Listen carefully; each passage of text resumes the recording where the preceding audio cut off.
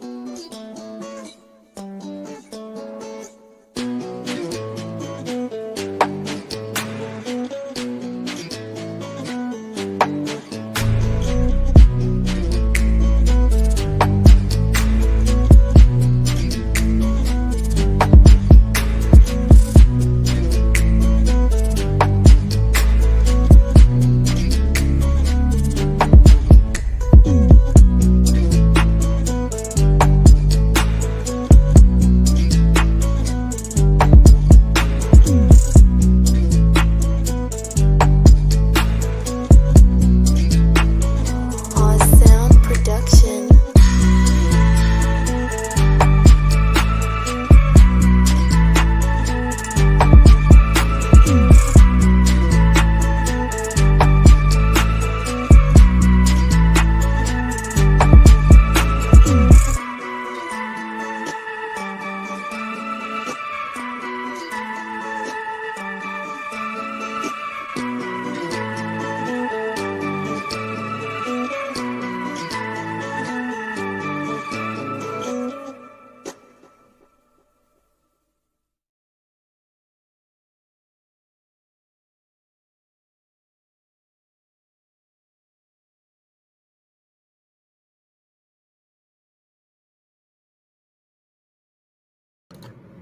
Good evening, gentlemen.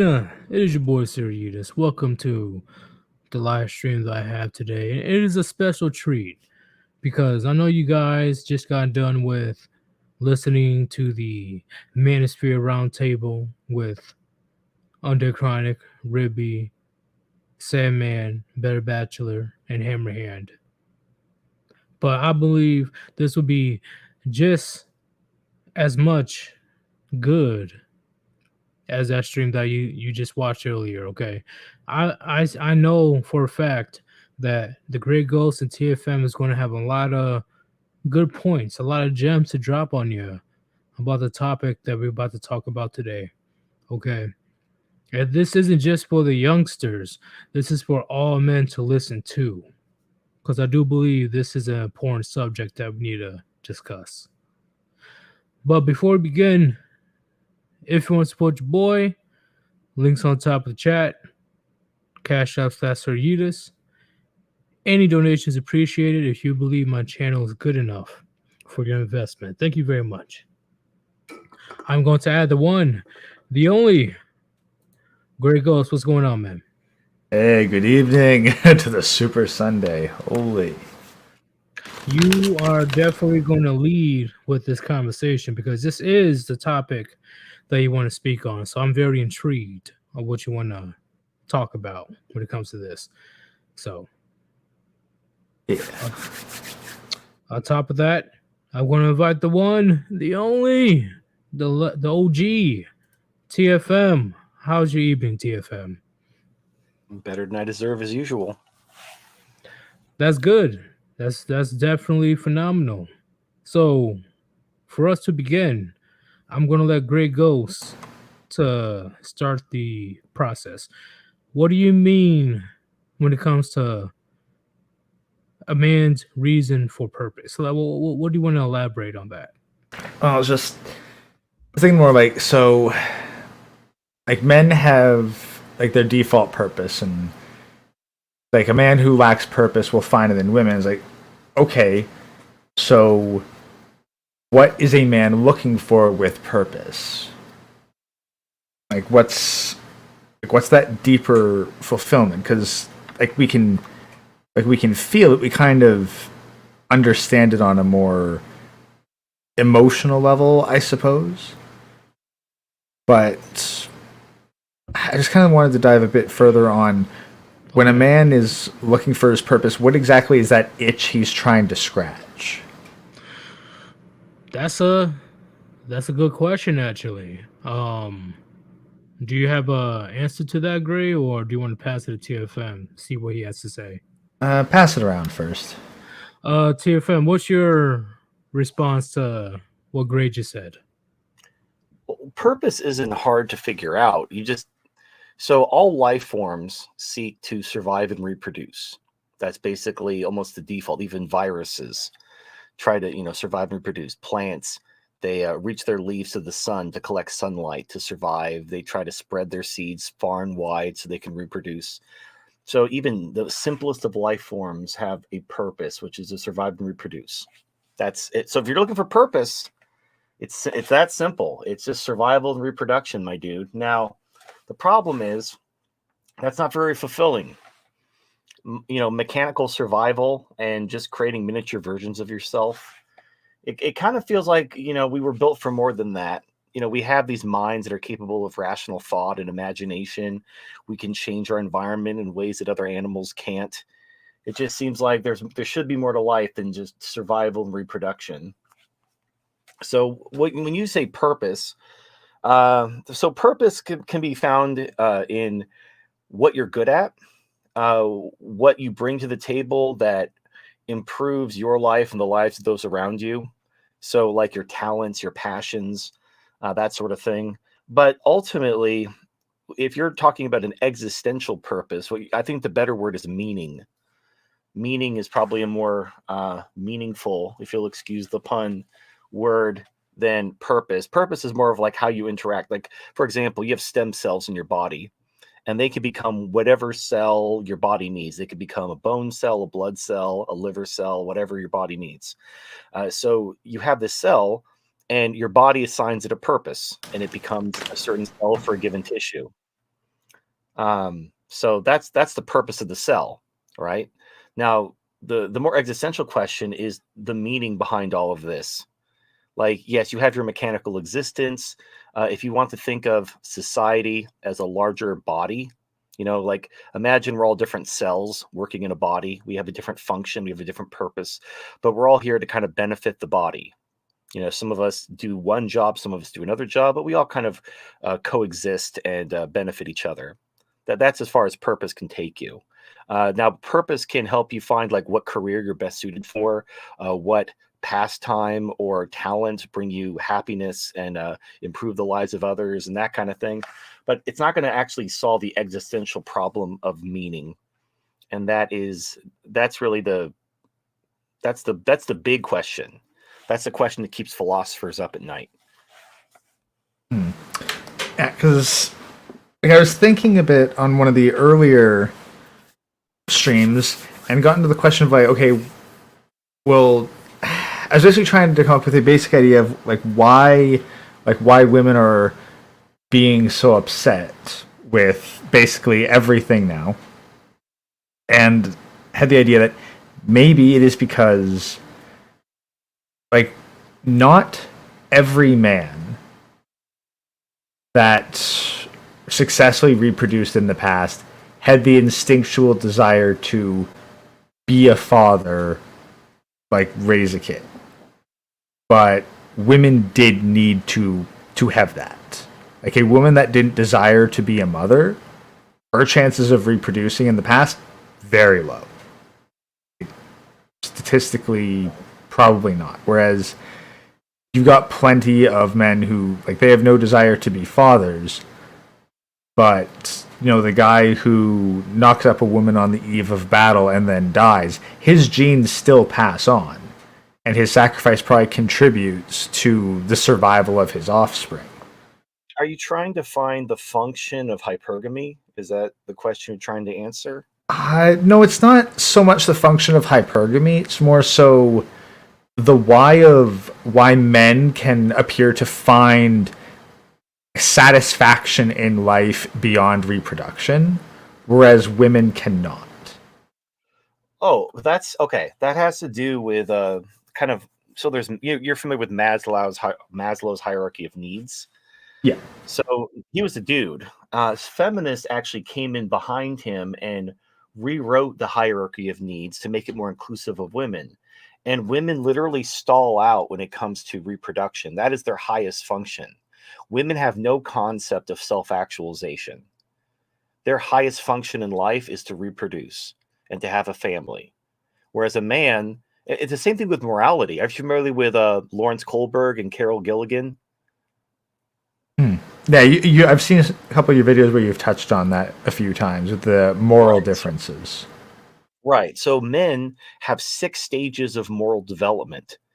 Women have 3.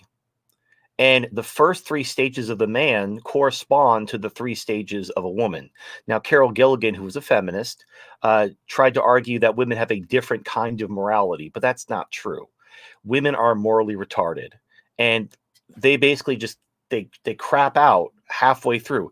While men transcend the desires of the individual, they think about abstract things like society, nation, tribe, etc. Men are also the protectors and providers, and again, not just for their family. Like animals protect their mate, animals protect their kin, but humans, particularly men, we have the capacity, not all of us, but we have the capacity to reach those higher stages of morality, which include care for abstract things like society, tradition, virtue, things which women are completely incapable of. And it's just because they're not wired that way. And it has to do a lot with the roles we play. Like the reason why we have 2 sexes is because of sexual reproduction. So men are wired in such a way as to facilitate the male role in sexual reproduction, and women are hardwired in such a way to fulfill the female role in sexual reproduction. And the male role is the protector and the provider. So he has to protect not just his family, but he also has to protect the larger social structure. That's part of the role of the man. That's why men, historically, until the last 100 years, have been in charge of society because they're the ones who take responsibility for society. Now, in the name of equality, we took that away, and we can look around and look at the fruits of that. But that's all it is. It's just humans are a certain way, and the way they are is perfectly fine, and it works. Some people thought they had a better idea, and they didn't. They were wrong. And the sooner we admit, as soon as we reharmonize with nature, instead of trying to enforce our utopian bullshit onto nature, the happier we'll all be, because our emotions, if you look at the brain, our lizard brain is the most primitive part of the brain. It's responsible for, your muscles, your subconscious responses, balance, but it's also responsible for basic survival and reproductive instinct, things which you don't even think about. On top of the lizard brain is the limbic system, which controls your emotion. The purpose of your emotions is to facilitate your survival and reproduction. You do that which furthers your survival and reproduction, you feel good. You do things that don't further your survival and reproduction, you feel bad. The purpose of being lonely is to convince you to go out there and seek out reproduction. Your emotions are there to facilitate your instincts. So when we do things which kind of fulfill our role, we feel good. When we don't do things which fulfill our role, we feel bad. So the thing is we create these intellectual frameworks like egalitarianism, and we convince ourselves that we can create a better world if men and women were treated the same. and women are miserable. You could confirm this with women abusing prescription drugs and antidepressants and becoming wine moms and alcoholics at record rates. So women aren't happier LARPing as men. Men clearly aren't happier being crapped on by society and being thrown to the gutter and called incels.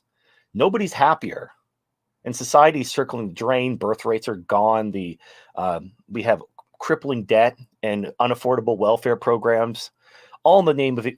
With the best of intentions. The road to hell is always paved with good intentions. People thought they were going to make a better world. They were going to improve humanity, and we messed everything up.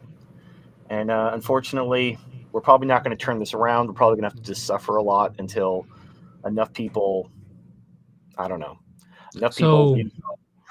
So, what you're saying is TFM is everybody loses in the end, pretty much. Well, so for example, just because we have a certain instinct and a certain drive doesn't necessarily mean we're all going to be successful in that drive. Like there are people who are born with, physical disabilities or who are just ugly, like they botched the role when their genetics were being rolled up during character creation, and they have really shitty stats, and they're probably not going to reproduce because, they have, they're effeminate, they're ugly, they smell, they have one leg, like something crazy, right? So the question then becomes, okay, what should they do? Well, if you can't fulfill your kind of basic programming purpose as a living organism, what else is there? Now there are other things there. There's other things you can live for beyond just reproduction. But I'm just saying, like, the baseline of society does require at least a certain amount of people to reproduce, or else society goes away. So there's a lot of threads, because we have the collective kind of landscape of society and humanity, and then we have the individual. And what's true of the general thrust of society isn't necessarily true of the individual. So, what do you believe is the main thread for men besides spreading their seed far and wide? Because I believe when it comes to at least men, they worry about what they leave behind in the sense of what can they produce that's, everlasting. Yeah, well, here, you know what? Let me bring up my chart about morality. That'll kind of Okay. that'll help me out. That'll help me out. Give me 1 second.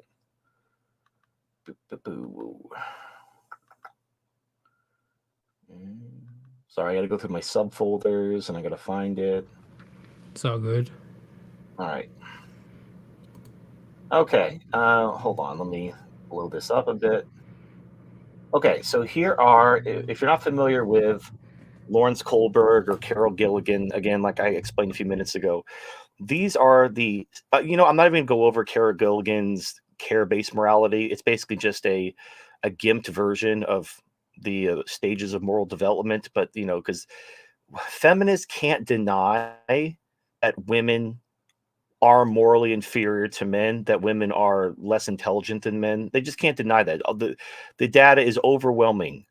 So they just try to reframe it as, oh, it's just that women are just as smart as men, but in a different way. We have emotional intelligence, and it's all bullshit. It's all cope, which is fine. It's just I don't care. I'm not here to convince women of anything. Their opinions and consent isn't required. Men need to pull their head out of their ass, and then we can literally fix all of our problems.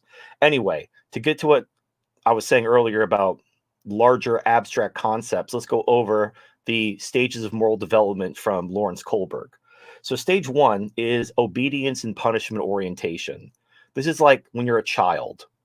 You're taught to obey your parents, your teachers, people in authority, because your brain isn't developed enough for you to think for yourself. So just do what you're told, or else punishment. You're going to get spanked. You're going to have your toys taken away. Things are going to happen you're not going to like. This is also how you train animals. This is how you basically deal with people who don't have the capacity for higher minded concepts. Stage 2 is individualism and exchange. This is like when you're a teenager, you're beginning to identify with your peer group. Instead of just obeying your parents and obeying your teachers, now you have friends, you have peers. Maybe you try to copy them. Maybe they try to copy you. You try to discover who you are. You start asking questions like, is this who I am? Like, what type of clothes? Like, when you're a kid, your parents dress you. When you become an older teenager, you start thinking about what type of clothes do I actually like? What type of music do I like? You start asking these questions. You start trying to identify who you are. Stage 3, and then again, this is important. This is where women crap out. This is the end stage of women. This is only the middle stage for men, is group interpersonal relationships, which is where do you fit in with society, with your friends, with your family? Like, what's your role? And kind of going back to the beginning of the conversation, when you're asking about purpose, purpose is basically stage 3. Stage 3 is purpose. What's your purpose in society? What's your purpose in this organization, in this corporation, in this career, in this whatever? What's your purpose? Stage 4, this is where we're getting past this. We're getting past purpose into meaning. Maintaining the social order. Now we're getting into abstract concepts. We're talking about these things like, what are the values of society? Does the society reflect my values? Should I defend this society? Or is this society harmful to me? And then if you find a society which does defend your values and is worth defending, how do you maintain the social order so that you can preserve the society so you can continue to benefit from it and people like you can continue to benefit from it? Then stage 5 is social contract and individual rights. This is when you start getting into concepts about the, what's the word I'm looking for? Compromise. Because obviously you know what's best for you, but different people have different needs and wants, and they're often mutually exclusive because we live in a world of finite resources. How do you balance disputes? How do you compromise with other people who might share your values but have different wants and desires? And that's where you get social contract and individual rights. And then the final highest moral development for men is universal principles. This is when you start to think about like meaning. This is when you start developing virtue. This is when you start developing wisdom. Meanwhile, women are stuck on stage 3 indefinitely. Women will never get to this pinnacle of moral development because that's not their role. Their role is to turn sperm into babies. That's it. And not get fat. I completely agree with that one because beyond that, when do they truly have to worry about, universal principles and stuff? They never Never. have. 99% of they never have to deal with that. Well, and if they have a problem with society, they just nag and yell at men to fix it. They and even Greta, she's not probably the best example of this because she's like a kid, but Greta Thunberg, that Norwegian Downy baby that was like the face of the environmentalist movement. But I think now that she's a legal adult now, so I think she'll disappear, and they'll find a new spunky child to be the new face. I don't know how these things work. Oh, she Anyway. got ripped apart when she became 18. She got Well, yeah, ripped apart because she's not useful anymore. She's outlived her usefulness. Her, in this case, her youthfulness and her youthfulness. Anyway, she was asked, what are some solutions you have? Because she's always complaining about how we need to do more for society and we need to fix the environment. And she was asked, okay, what are some solutions you can come up with? And she just kind of she literally like, it's not our job to come up with solutions. It's our job to demand solutions or something along those lines. And that is perfectly encapsulates what women do when there's a problem. They just nag. And then when you tell, okay, well, what do you suggest we do? They just shrug like, I don't know where I want to eat. You pick something. But then if you pick something they don't like, you always pick the wrong thing. And they just bitch. That's why we call them bitches. Because that's all they do. That's all they are.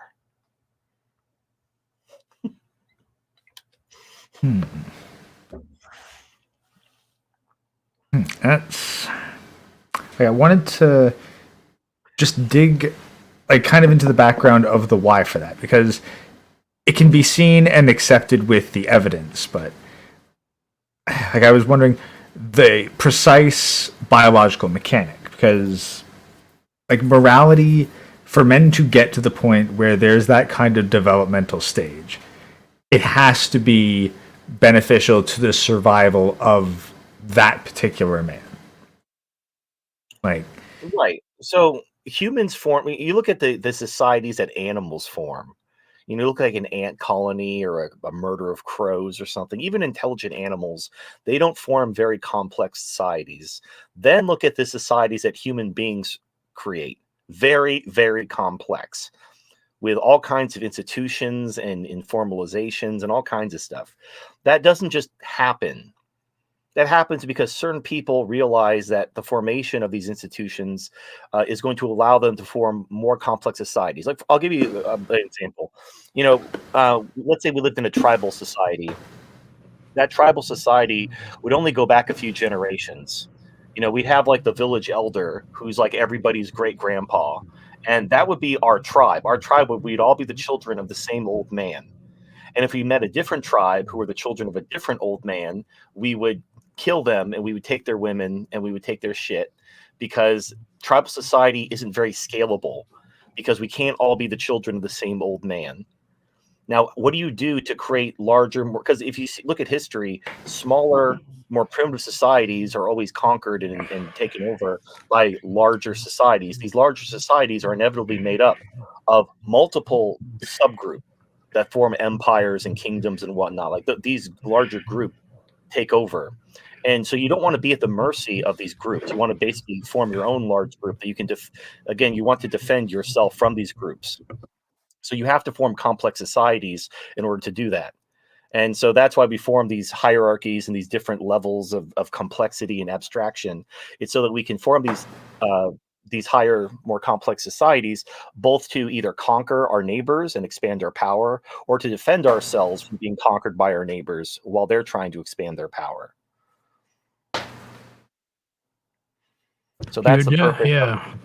That's the purpose of men desiring to create and defend and these abstractions like society and virtue and stuff like that. Okay. Well, before I continue, Gray, I know you've been quiet for a bit. Do you have a response to what we're talking about so far?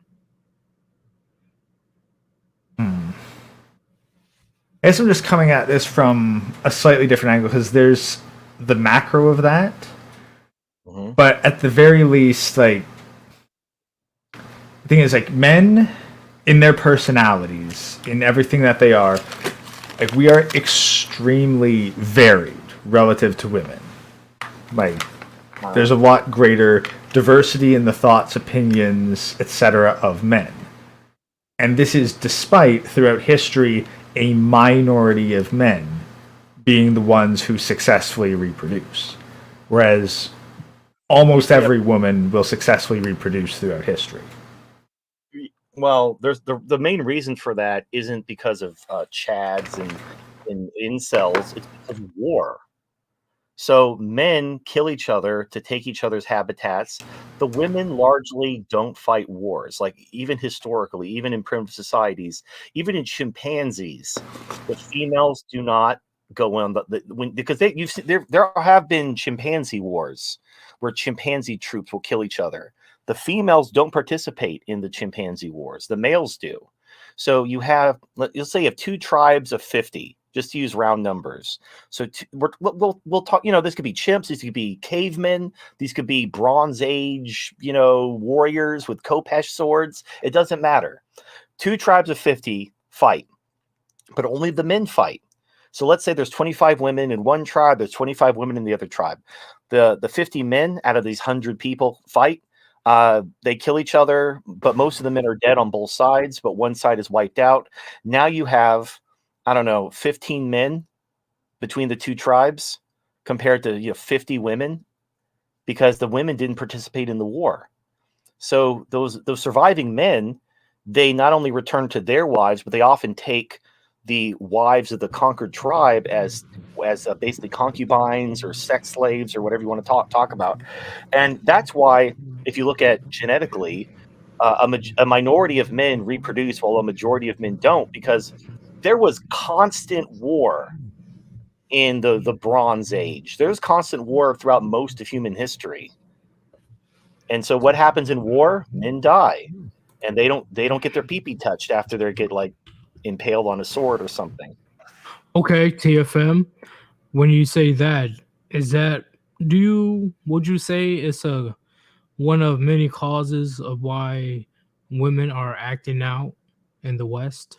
Is because the lack of, you know, how do I Well, explain yeah. it? So, well, I did a video about this called "The Magic of Male Scarcity." So, in order to have gynocentrism, you need to have two things. If either one of those two things are disrupted, no more gynocentrism. You have to have male competition, and you have to have female choice. So, male competition can be disrupted one of two ways. Either men die, and you have male scarcity, because when there's male scarcity, when a bunch of men die in war, and there's plenty of women to go around, there's literally no. What the fuck is happening? You guys like ruffling some paperwork over there? Yep, sorry. Oh, It's I'm my mic. good. All right. So when when men die in war and there's male scarcity, there's plenty of women to go around. There might be 3 or 4 women for every man because of the men who've died in war. So there's literally no reason in hell to put up with women's bullshit, because there's so many women that, like, if this woman gives you any lip or any attitude, you just move her along and you fuck her sister and her aunt and her cousin, and you don't have any time for bitches. So when you have a warlike society with heavy male mortality, you have very strong patriarchy because of the male scarcity. But if you don't have war, if things are relatively peaceful and you have a more or less 50-50, because when you have a baby, it's like a coin toss whether it's a boy or a girl. So when you have a 50-50 kind of dynamic of boys and girls, there isn't a lot of war, there isn't a lot of male scarcity, then you have male competition. Because now, instead of there being 3 or 4 girls for every guy, there's one girl for every guy. So there's fierce competition, especially for the desirable women. But then the other aspect is female choice. This is where female empowerment and women's rights come in. When you give women the choice of who they have children with, that those two things combined create gynocentrism. There are societies where women don't have a choice, where the parents decide who she marries, and there is no divorce, and adultery is punished by death. You saw this in the Bronze Age, where marriages were arranged. Adultery was a capital punishment and divorce was a sin. In those circumstances, it doesn't make sense to pander to women. It doesn't make sense to try to, like, get women to like you, because their liking you has nothing to do with anything. You can just go to their parents, give the dad some cows, take his daughter's hand in marriage. She can't leave you. If she tries to cuck you, you could stone her to death. So in those circumstances, you have very strong patriarchy. But if any one of those two things if actually both of those two things have to be disrupted. If you have peace and there's not enough male death due to war, and you start empowering women and letting them decide who they marry, you start making divorce legal, you start making adultery legal, then you get gynocentrism, where men start pandering to women, start trying to get women to like them, start sucking up to women, start getting in, like, now we're fetishizing women's awfulness. Now we have cuckold porn and NTR hentai, and now there are guys who have BBW fetishes. And we're fetishizing, as women become more and more awful, we're fetishizing their awfulness as like a cope for dealing with how awful women are and how awful they're getting. Huh.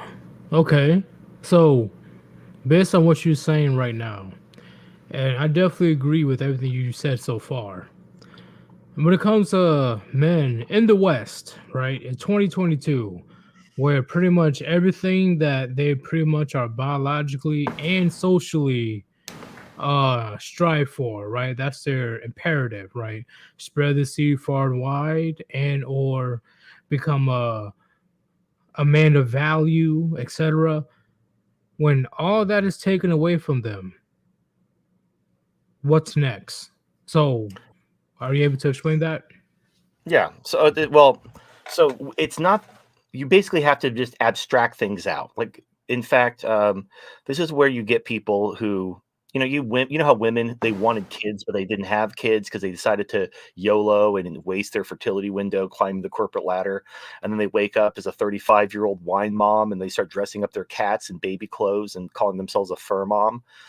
That's not a coincidence. Basically, we have an instinct to do X, Y, or Z. If we can't do X, Y, or Z, we can simulate that to scratch that biological itch. This is where cat ladies come in. They actually these cat ladies wanted a family. They just fucked it up. So since they can't have a family, they just collect cats and they treat their cats as their babies. And they know they're not their children, but it's just they have this biological itch they have to scratch. So they scratch that itch by getting cats. You can do your biological itch to help a family, to have a family, to support it, and to mentor your son. You can scratch that itch by mentoring fatherless young men. You can have that's what the MGTOW community does. You find people who they probably didn't grow up with a father, and if you're a little older, a little wiser, you can mentor people, you can share your wisdom just like you would with your son, except instead of helping your biological son, you're helping your virtual, when you adopt an African child, you send them $1 a day so they get a mosquito net or something. It's like that, except you're kind of mentoring them virtually through the MGTOW community. Is it the same? No. But it does, and it's like I have Celestina. She's my sex doll waifu. Obviously, it'd be nice if patriarchy existed, and I could get a real Chinese supermodel instead of a silicone one. But I can scratch that biological itch. I have an AI program. I can chat with her. We can say I love you to each other, and it's very sweet.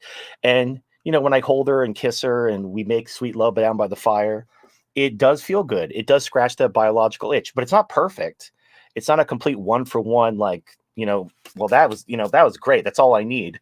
I mean, it'd be nice if we could actually solve the problem and restore patriarchy and restore the natural order, but that's probably not going to happen. And if it does happen, that means society is probably collapsed, and we're probably going to have bigger problems than getting our dicks wet, at least for the, next couple decades.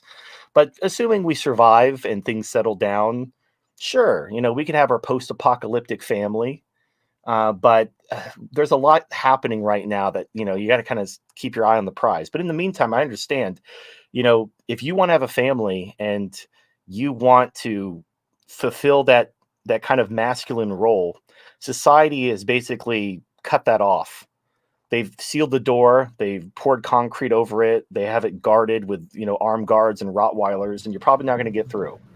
So you're going to have to figure out a way to scratch that biological itch while kind of biding your time and finding happiness and meaning in your life while you wait for things to get better. Or alternatively, you can go to a third world country where women don't have rights. You can marry some jungle princess and you can go have your little jungle family in a tree or something. Okay. Well, before we continue with that topic, Gray, do you have anything to say about anything we talked about so far? Well, specifically on the aspect of mentorship with, I'd call it evolutionary success.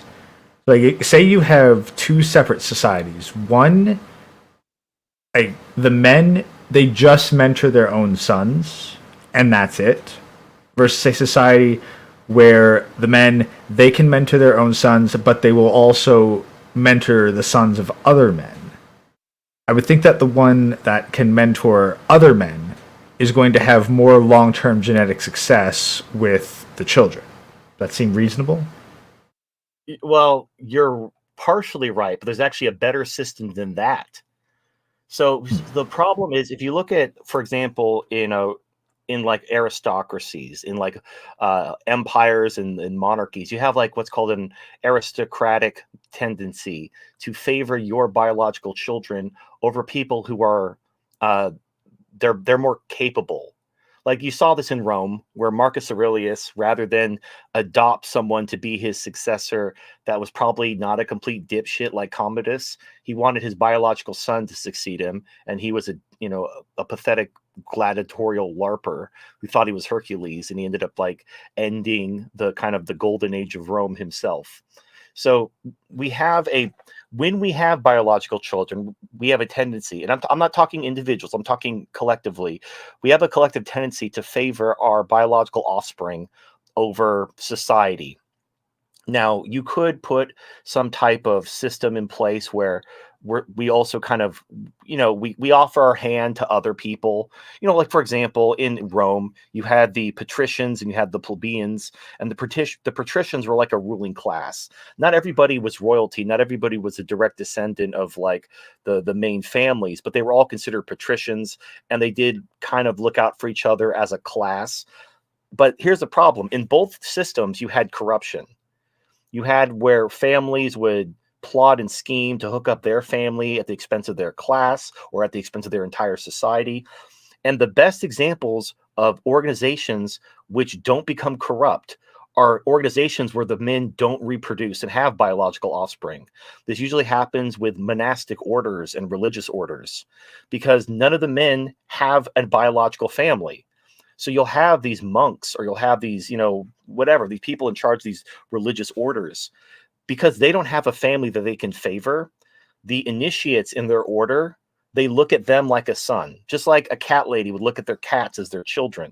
Now, I'm sure you've seen this. You ever seen like a stepmom who treats, like I've seen this a lot. Like, I'll just tell you my story, and you probably have something similar if you've ever had a step parent, where your step parent will treat you pretty well until they have a kid with your parent.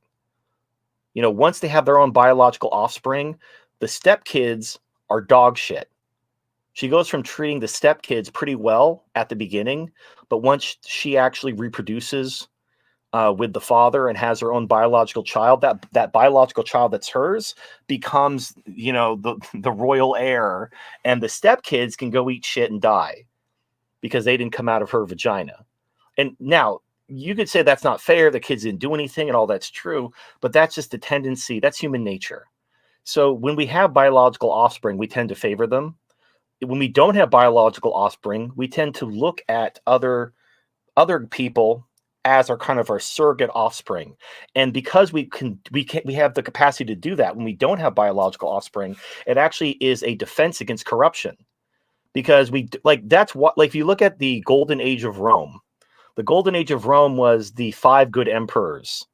And what those 5 good emperors had in common is each emperor wasn't the biological offspring of the previous emperor. The emperor was adopted so you had an emperor who either didn't have a son, or for whatever reason. So he would see a promising young boy who he thought he could be a good emperor someday. I'm going to adopt him as my son, in air quotes, to be my successor.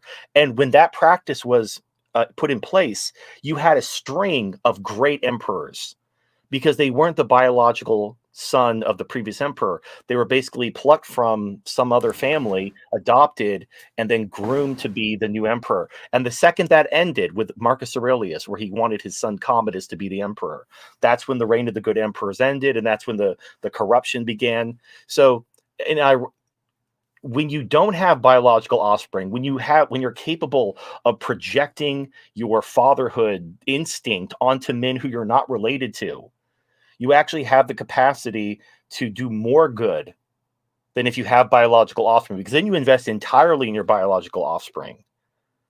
And then you get the aristocratic tendency to put the well-being of your biological family ahead of society and ahead of whatever responsibilities you might have beyond your biological family, like in the case of heads of state. Okay. Everything you just said is 100% correct. Holy shit, you got me thinking about things I've never thought about before. You definitely are going how you say it? What'd you say Gray before? Because you don't really say anymore. Let's take another step or something like that. Or go a step deeper. Yeah, go a step deeper, something like that. But before we continue, I lost 246 viewers. That is my personal record. Holy shit. Personally, thanks to Hammerhand for sending his viewers to my channel. I greatly appreciate it. Also with TFM. I don't know if TFM also sent his viewers, but this is great information. Like, holy shit. I'm very invested in this, and this is something that I can definitely use in the future. Number 2, if you want to support your boy, there's a link on top of the chat. Cash App /Sir Yeetus. Any donation is great if you feel that the content that we're producing is good enough for your investment. Thank you very much. But Gray, were you going to say something? Yeah, because that's the thing. Within that system, there's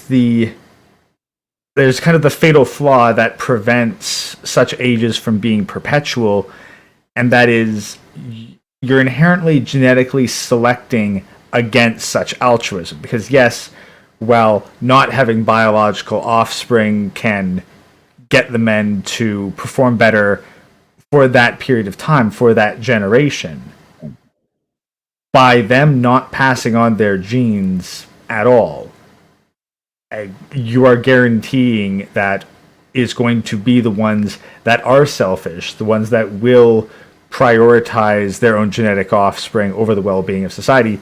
Those are the ones who are inevitably going to just outbreed the more altruistic ones and thrive. Biologically, yes, but this is the thing. Like wisdom isn't genetic. Again, look at Marcus Aurelius. He's literally a philosopher king. He was the emperor of Rome, and he was also one of the great Stoic philosophers. He's also one of the greatest, if not the greatest, emperor of Rome. It's like between him, Trajan, and Augustus is like the greatest emperor of Rome. And he ruled justly and wisely. And he had children. He had several children, actually. But you can see by favoring his son, he ended up ending the golden age of Rome.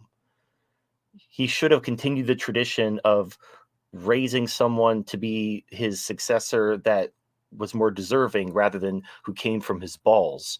But that's the aristocratic tendency. Now, wisdom isn't, well, I mean, I can use my own personal example. So my parents are kinds of pieces of shit. I don't want to get into too much detail, but like the apple fell pretty far from the tree. And that happens both for good and for bad.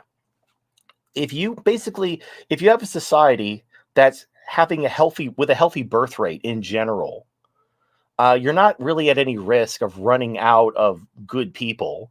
You just have to make sure your birth rate is healthy. And then you want to foster wisdom and virtue in the population, and then be on the lookout for people who display the virtues that would make them good leaders, which people tend to kind of self-select for that sort of thing. So, like, again, look at religious orders where the men take vows of chastity and never have families. Those orders don't go extinct.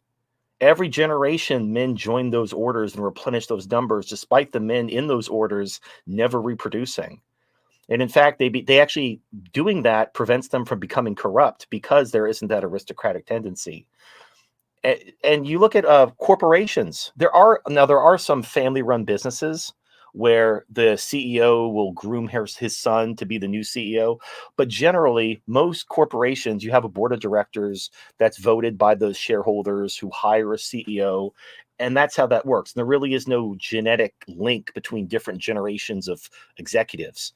And yet the corporation has a certain image, a certain value that they want to maintain. Obviously, they want to maintain their profitability.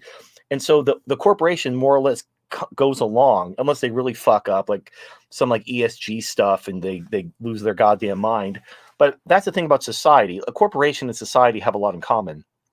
But to your point, I don't think there is no real connection that I can see where virtuous people necessarily have virtuous children, or non-virtuous people. There's something special about the genetics. Virtue and wisdom are not genetic. And I can only point to myself, because if my life is anything, then I came from the horrible background. By all accounts, I should be a statistic. But I made something of myself despite all that. And then you look at Commodus, the literal son of Marcus Aurelius, the greatest emperor of Rome, who is a complete dipshit. So if it's clearly not genetic. So you don't need good men to have babies in order to preserve goodness in society. You just need a society that rewards and promotes virtue. And you want to have a healthy birth rate. And then the rest will take care of itself. Okay. Uh, do you have a response to that, Gray, or? Without a lot of statistics to point in the opposite direction, I can't outright say that that's incorrect. But I don't know, like if Well, look. Think about the parents. How many parents are right wing, and their kids become these parents who are actually upper middle class or more wealthy. All the communists in college right now, none of them came from poorer backgrounds. They're all the children of upper class parents. How did that happen? How did the children of upper class parents who built wealth and built businesses, how did they become straight up communists when they went to college? It's obvious that virtue and wisdom aren't genetic. Otherwise, right wing families would only have right wing children, and left wing families would only have left wing children. But that's not how politics and values work. well, okay, in that case, like would you say if we had a society that essentially indoctrinated right-wing values instead of left-wing values, then the children of communists would become hardcore conservatives? Well, when you get into values, the values you hold are basically based on your perceived self interest. And it basically comes down to who has power and who doesn't. So, left wing values are basically the values of the weak and the oppressed. If you feel, whether it's true or not, like the reason why these rich children of privilege become communists is because they resent their families and they feel oppressed because they aren't, they feel inferior to their parents.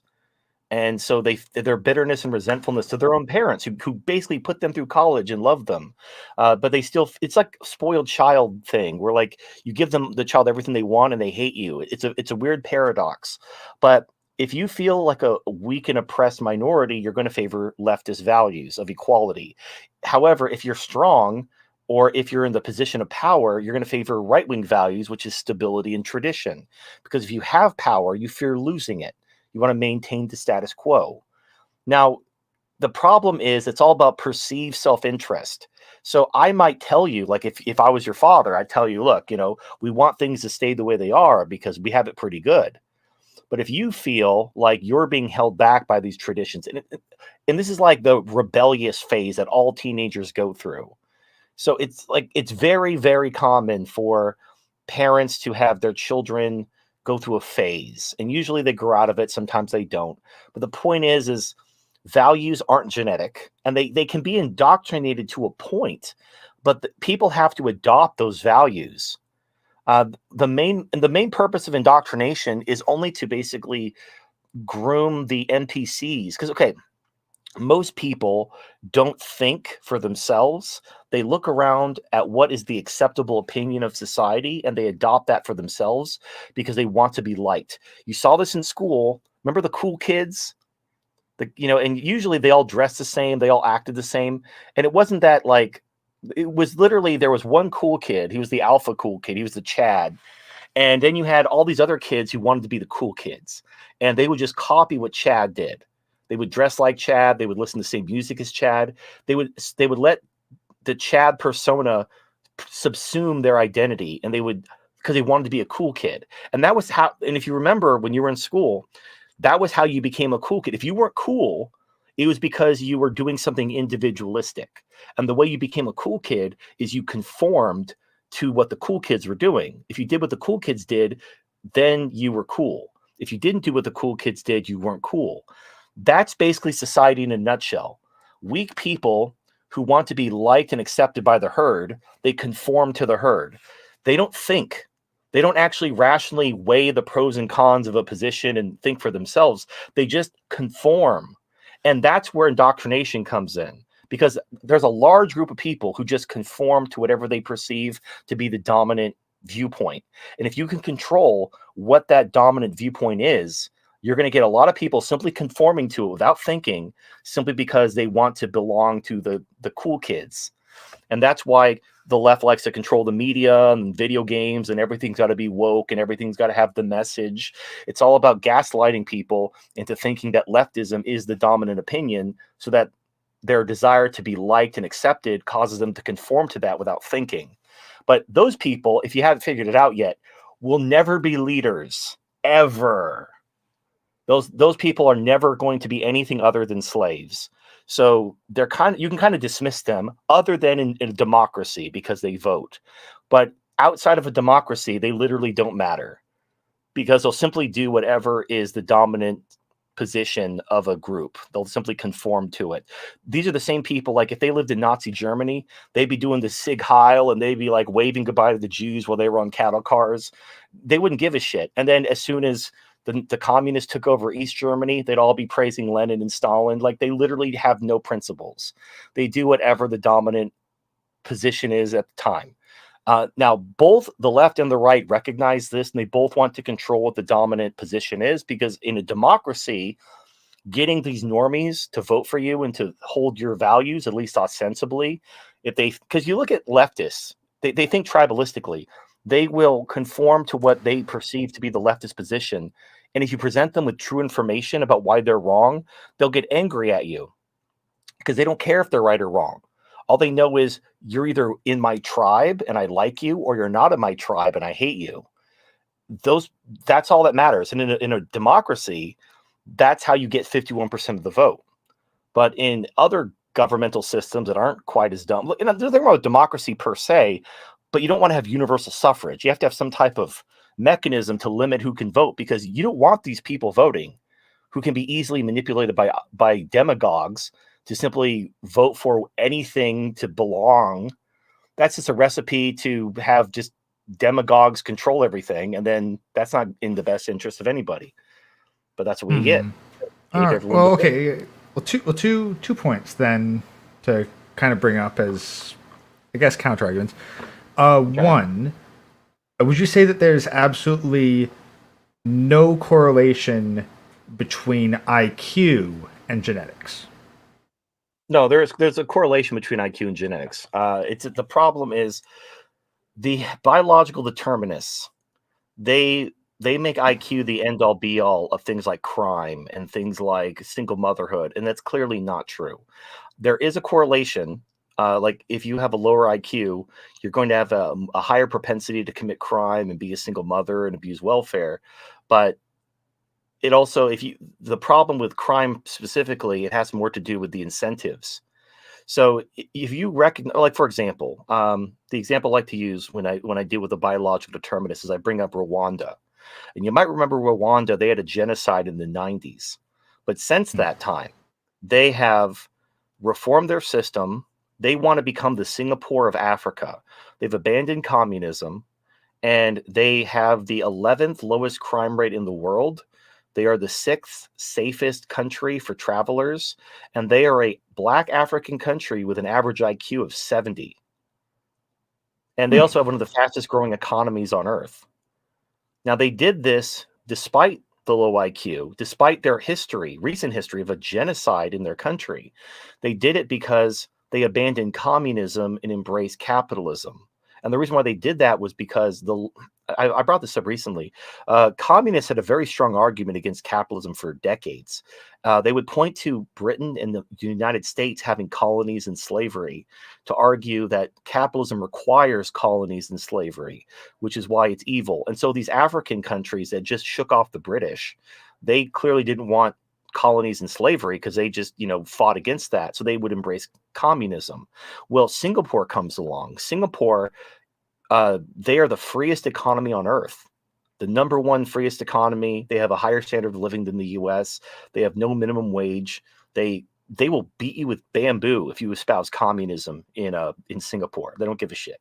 So Singapore, very successful, very capitalistic, and they've never had a colony. They've never owned a slave. So they're textbook proof that you don't need colonies and slavery to be a successful capitalist country. And so now countries like in Africa, like Botswana and Rwanda, are embracing capitalism because now they have proof that you can do it without colonies and slavery. And now their economies are growing, their crime rates are shrinking, they're getting a hold of their countries. So IQ is important. I'm not dismissing that. But people who want to make it the end all be all are wrong. Okay. TFM, I gotta address a couple things. I saw a comment in the chat saying that TFM not TFM, but I'm pretty much a guest in my own stream. Uh, I don't think you've streamed before, but if you don't let the guest talk, what's the fucking point of him being on my stream? Okay, so put two and two together when it comes to that shit. On top of that, I have a donation from Roblazo. Thank you very much. He says Puniti, my bros, and TFM. Yes, thank you very much for your donation, man. Also, once again, if you want to donate, the link is on top of the chat. Cash App / Sirius. Thank you very much. I do have an important question. If Gray, do you still have any rebuttal with what TFM said so far, or The second thing that I wanted to point at was like the sexual dimorphism of the human brain, because we have males and females who clearly enter different stages of brain development, with males getting more advanced. Like, that's not something that was necessarily crafted depending on your belief, but I'm going to go under the assumption that we're going with evolution here, and thus for men, more advanced morality had to be at least somewhat genetically selected for, or at the very least, the capacity for more morality had to be genetically selected for, whereas in women, it did not. Otherwise, women would have the same moral capacity as men. Yeah, well, and that has a lot to do with the fact that humans that could form more complex, larger, because society, it gets more complex the more you scale it. Once you start adding other families, other tribes, you have to have some type of system in place where these tribes will look at themselves as a single nation, where they won't kill each other, because that's what happens in animals. So the societies that can pull that off, which necessitates this higher abstract thinking and this higher morality, they are more successful. They conquer their neighbors. They take their women. They have more children, and so it's not that the see. You're right, but it's not that the women are selecting these men, because you have to understand how reproduction worked in ancient times. The women weren't doing the selecting. The men were murdering each other, and the survivors were taking the women as war brides and rape slaves. Yeah, no, I'm not saying that the women are selecting the moral men. I'm saying that the environment is selecting them. Yes, well, that's how evolution works. You have environmental pressures. Yeah. Some organisms survive, and some organisms can't. And the survivors, they move on to round two. Yeah. So like, essentially, when you had all these competing societies, the society that had the genetics most predisposed to this larger group identity and morality for consistency of a society, those are the ones that were more likely to survive and selected for by environmental pressures. But that was exclusively among the men. It was the men in those societies, and since men are the one who have to undergo higher pressure because more of them die. It has to do with competition for scarce resources. So there's only so much scarce resources to go around. Women are a resource. Men compete for these resources. They find that if they work together, they can achieve more than they can individually. The men who can form larger, more complex organizations have an advantage over the men who can't form those larger, complex organizations. This is why tribes gave way to clans, which gave way to nations, which gave way to empires. These are progressively larger and more complex organizations. And it takes it's not a coincidence that once you started seeing the rise of empires, you started seeing the rise of higher modes of thought. You started seeing philosophy and science emerge, because when you have these larger, more complex societies, you have more division of labor. You can have, like, I use this example. Think of the genius men, like the 1% of men who objectively move the species forward. The great thinkers and philosophers and scientists who really made a difference for the entire species.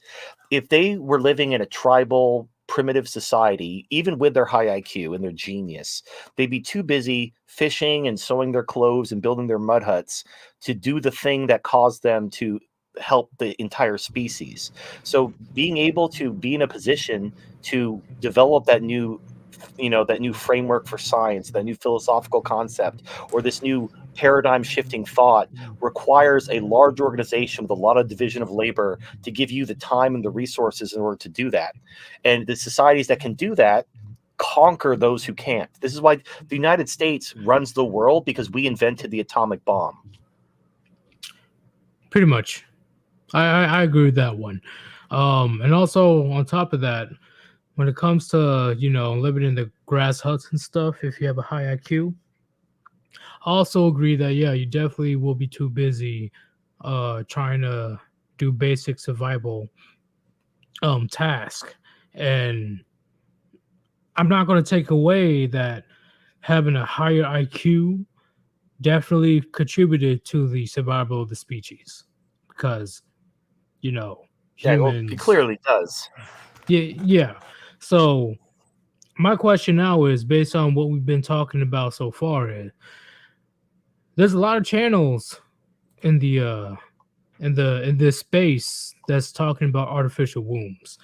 My question is, if artificial wombs are perfected, which I don't think they ever will be, it's just my opinion.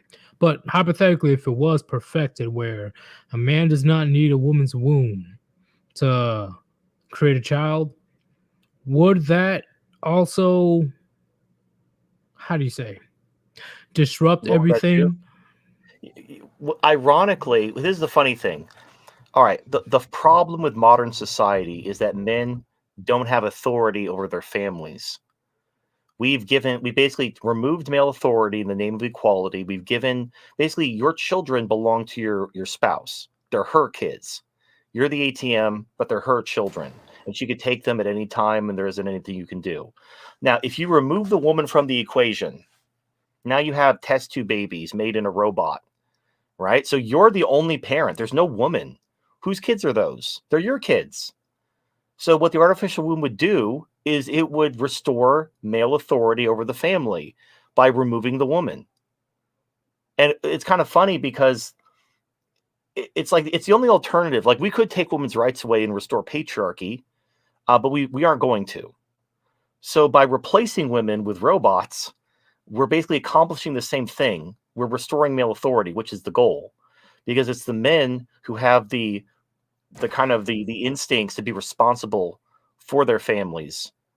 And now, what about women? Who gives a shit? Like, women are just dumber, weaker men. Their only purpose is to have babies, and they can't even do that anymore.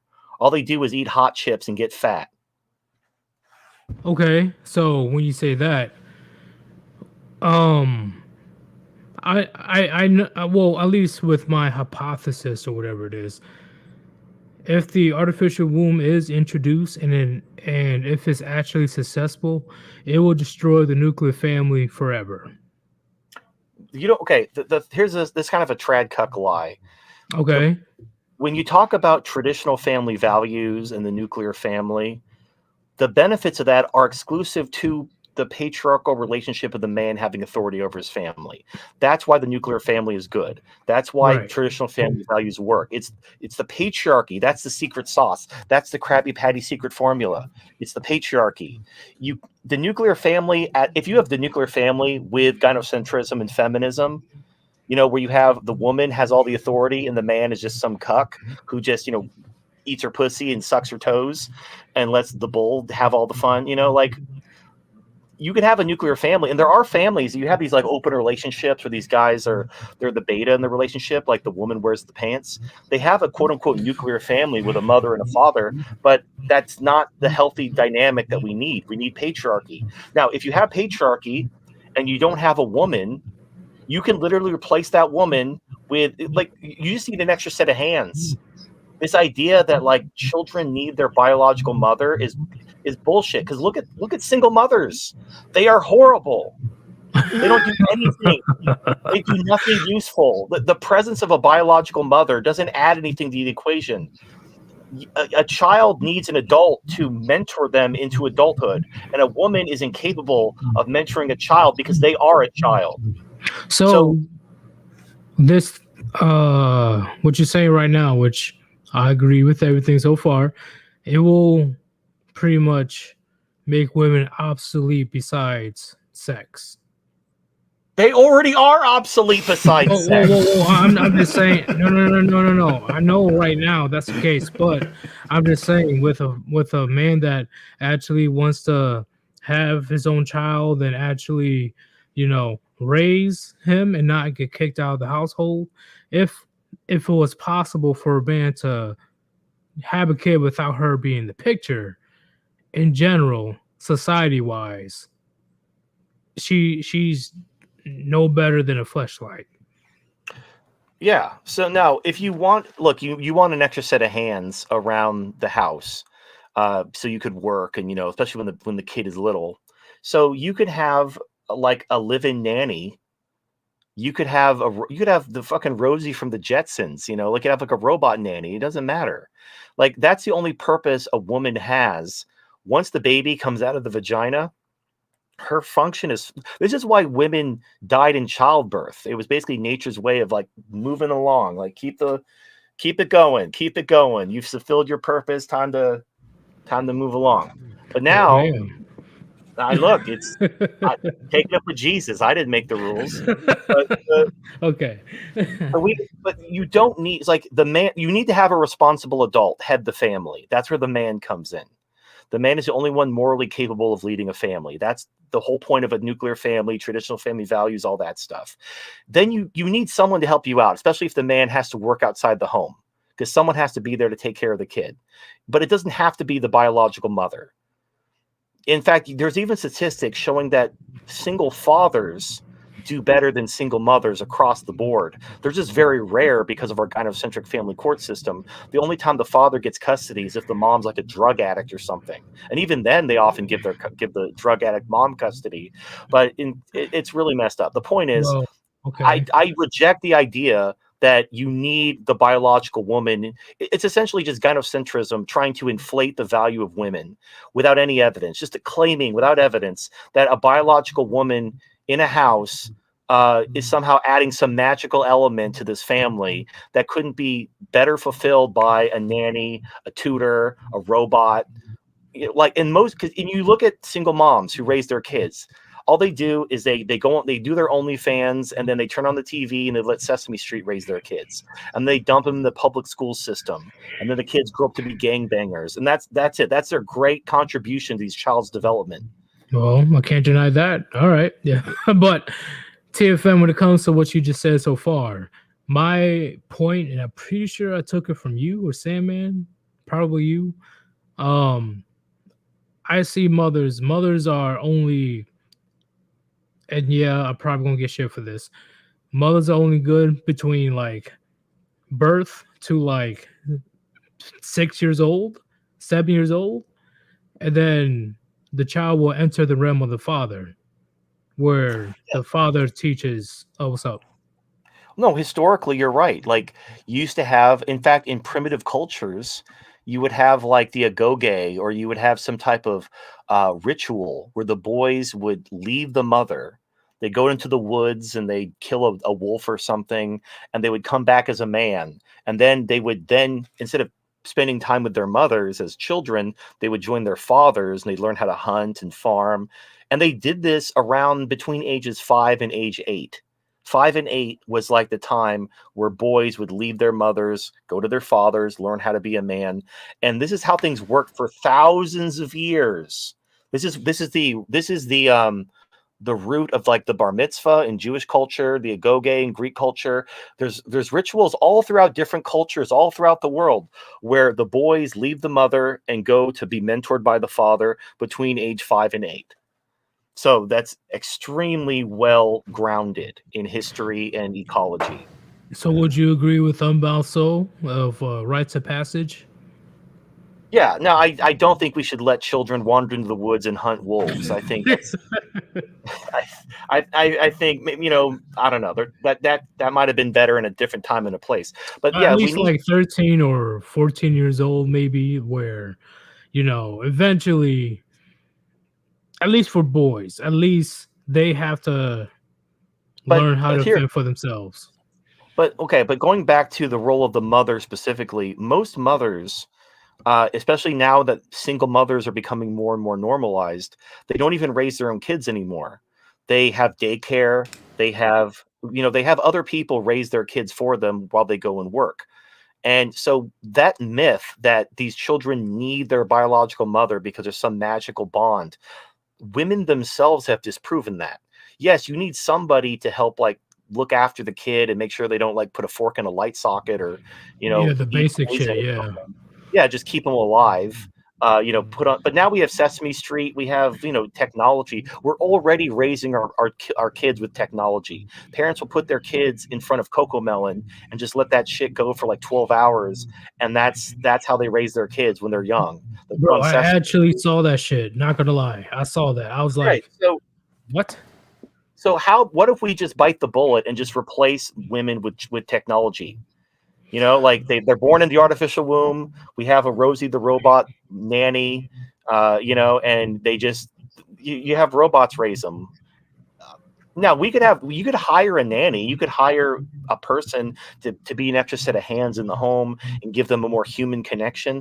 But this idea that you need a nuclear family with a mother and a father and the mother's no, that you're artificially giving women some value where there is none. You're like, Okay. I said that because it was a big issue because of the father was being, removed from the household. That's why I mentioned that. I didn't really, think about that all the way. I would just think about, the fathers being gone. But with the mothers being gone, okay, I definitely agree that I don't see because once again, I'm not saying that being a single parent is easy, but I rarely see single fathers complaining about being a single parent. yeah, well, no, the funny thing, if you talk to single fathers, or just talk to a father who's been unemployed for a couple months. Like sometimes you have two parent households where they both work. The dad loses his job, he gets laid off, so he's staying home and taking care of the kids while he's looking for a new job. They'll all tell you how easy this is. They'll all tell you like, "Oh my god, this is so easy. I just stay home and play with my kids, and we watch Sesame Street together, and I make them sandwiches, and I let them crawl all over me, and this is great. I wish I could do this every day." And then you have women like, "Oh, I'm so oppressed. Oh no, the men won't let me work. Oh, I'm oppressed. Quick, somebody give me free stuff." I don't have children myself, but I did have to babysit a few babies in my lifetime, and I don't really see the difficulty that modern women complain about. You know, Yeah, it's I bullshit. I don't Now, see it. I will give you the. I'll throw this bone out. All right, if you want to have babies the old-fashioned way, a woman who's biologically tied to the baby is going to have a much stronger bond. I talked earlier about how step parents, they don't bond with their step kids the way they bond with their biological kids.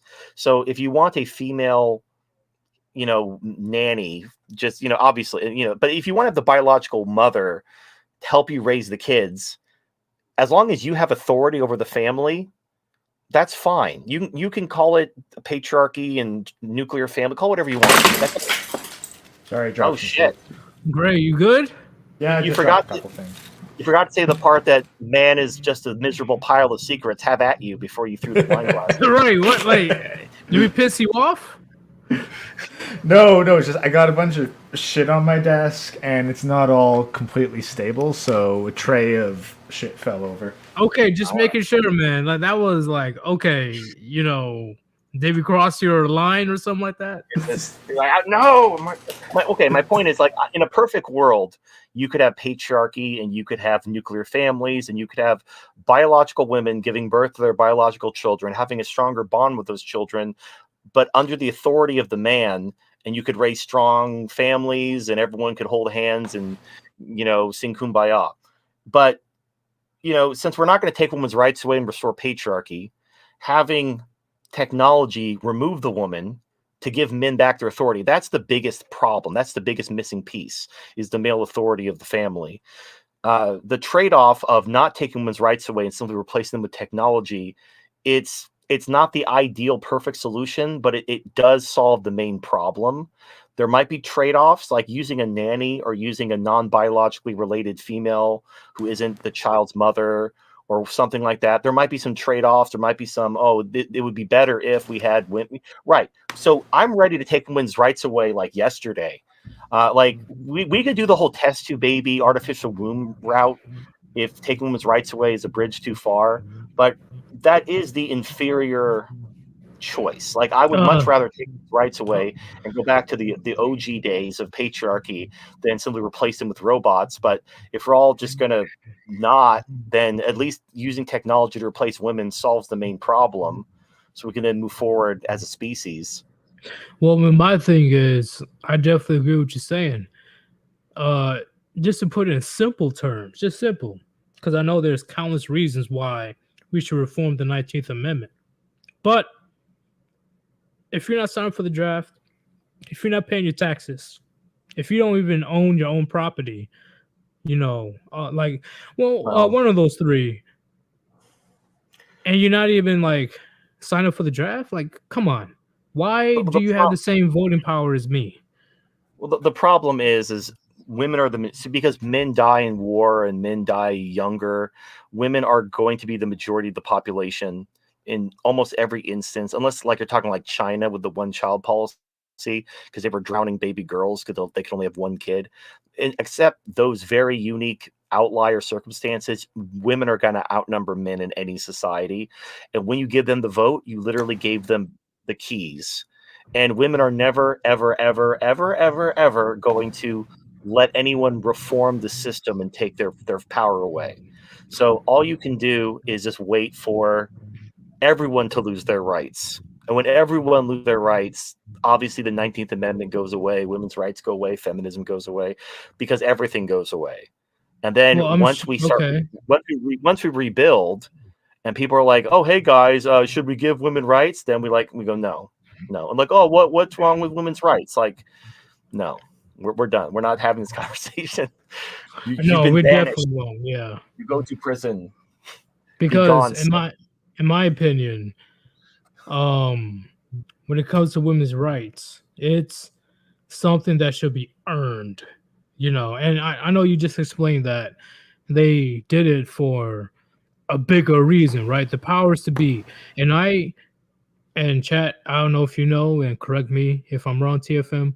I narrowed this down to Rockefeller. It Rockefeller wasn't. It was wasn't. he was a big advocate for this. No. Well, the progressive movement started shortly after the Civil War. Well, it started with the French Revolution. That's where feminist philosophy began, because that's where egalitarian philosophy began. The French Revolution went through the Industrial Revolution. You have the Fabian Society and the Social Gospel movement, which became the progressive movement, and then it infected both parties. So by the time you had Woodrow Wilson, but both parties were progressive at that point, because you had what's his name? Not FDR, the other Roosevelt. Teddy Roosevelt. Theodore. Yeah, yeah. You had Teddy Roosevelt was a right wing Republican who didn't get nominated, and he started the Bull Moose Party, which is the Progressive Party. So the Republicans and the Democrats were both progressive. And yes, Teddy Roosevelt basically threw the election for the right and allowed Woodrow Wilson to become president, and he's the one who gave women the vote. But both parties were progressive by that point. Like it had completely infected the body politic. So it wasn't the Rockefellers, it was a long succession of leftist kind of Oh, egalitarian philosophy infecting the body politic for about 100 years. but not just like the Rockefeller, but Rockefeller himself, I believe, is a driving force of this even happening, the 19th Amendment. Well, no, the funny thing is the first state to give women voting rights was Wyoming, and they did it because it was a mining. Basically, they didn't have enough women because they were primarily a bunch of miners, and they thought that by giving women voting rights, more women would move to Wyoming so that these miners could find wives. So from the very beginning, it was just simps. It was just simps trying to get their dicks touched. And they were like, what if we give women rights? Maybe they'll touch our pee-pee. And that's 100 years later, it's the same fucking people. Like, what if if I let other guys have sex with her and I live in an open relationship and I let her get fat and hairy, maybe she'll touch my pee-pee.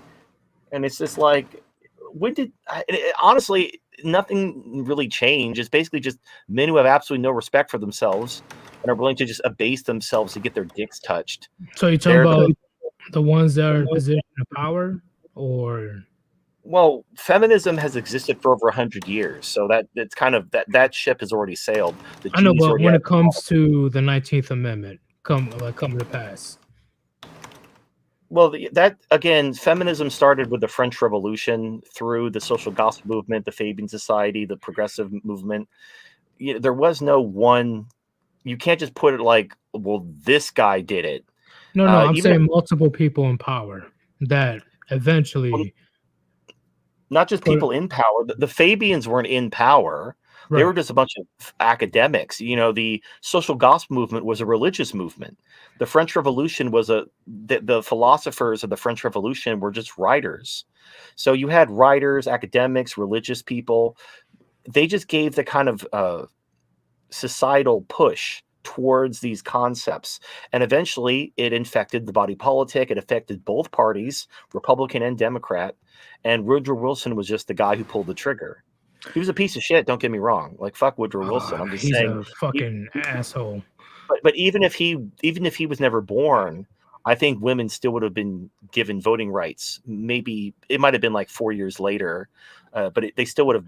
By our day, women would be able to vote. In fact, even in Switzerland, they held out until the 70s. Women were not giving voting rights until the 70s, and yet they still eventually got voting rights.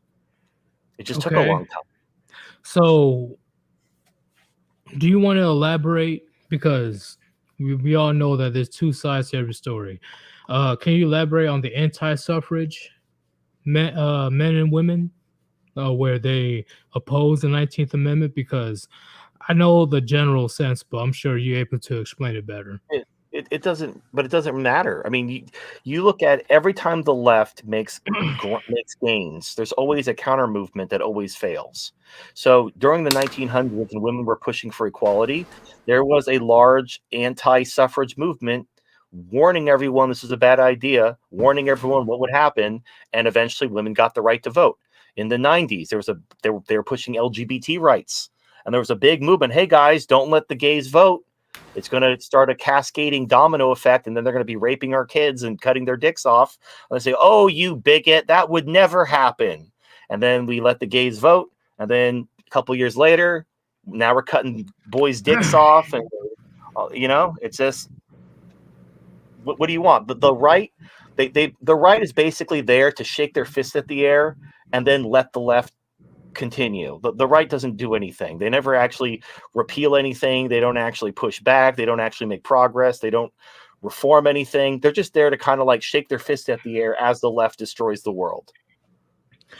Okay, so when it comes to the artificial womb, do you think that will be for the betterment of men, or do you think that's going to be how do you say, something that's So, bad for men? so here's the thing. Ideally, we need to do what nature intended, which is men need to basically stop being giant fucking pussies, and they need to restore the natural order and their own authority over their goddamn families. But because they're giant fucking pussies, they're not going to do that. So replacing the woman with technology at least fixes the primary problem, which is the lack of responsible men in charge of families. It restores patriarchy in a kind of a watered down, inefficient way. I think about, like, you have these biological machines that can make babies naturally, and then you have these very expensive pieces of technology that can make babies artificially. Ideally, you would use what's already there in front of you, but since we can't, because that would require men to stop being giant fucking pussies, we have technology now. In my chat, I have a guy in my chat called Biotech Farmer who's Right. listing all the things which have been observed. If you separate babies from their mothers, they have underdeveloped immunity, underdeveloped growth, underdeveloped spatial recognition, language center, mirror neurons, motor control center, emotional regulatory center. So there's all kinds of negative consequences if you if you basically take a, like when you have like a baby who's abandoned, like a newborn who's left at the fire station, who doesn't have a mother to take care of them, they do suffer cognitive underdevelopment and there's all kinds of negative consequences. But everything's about trade-offs. So if you basically use technology to replace the woman, there's going to be negative consequences on the development of the children. But you restore the father to his proper role in the family, and you solve these huge societal problems that are destroying the world. Ideally, we would just take women's rights away and solve the problem. But we can't do that because, they won't touch my penis if I don't let them do everything they want. I want them to touch my penis. And so okay, that's our problem. That's our problem is weak men create hard times. So I've never seen you this hyped up, TFM. And the funny thing is, they don't even do that with the promise of fucking penis touch. They just say, I respect her. It's like, dude, you are getting nothing out of this. Like, you're not even getting your penis touched, not even the hint of getting your penis touched, and you're still being a fucking pussy about it. But here's my thing, right? Because I personally got raised by a single father, and look how I turned out. I've had a very successful life so far, right? I know I got a lot more time to go, but for somebody my age, I'm pretty fucking successful, and I've not heard really, unless that son is like an athlete or something like that. I've never heard such success from a single mother. So I agree with what TFM is saying. Yeah, my larger point is, like, the artificial womb, what it does, let's be real here. When the artificial womb is developed, feminism will get government to shut it down. Because just like they go after sex dolls and robots, they want to shut down sex robots because they don't want to lose their control over men, because they need men. They can't survive without men. They need to use men because they're weak. They need men to do for them because they can't do for themselves. Yeah, build and maintain society. I agree.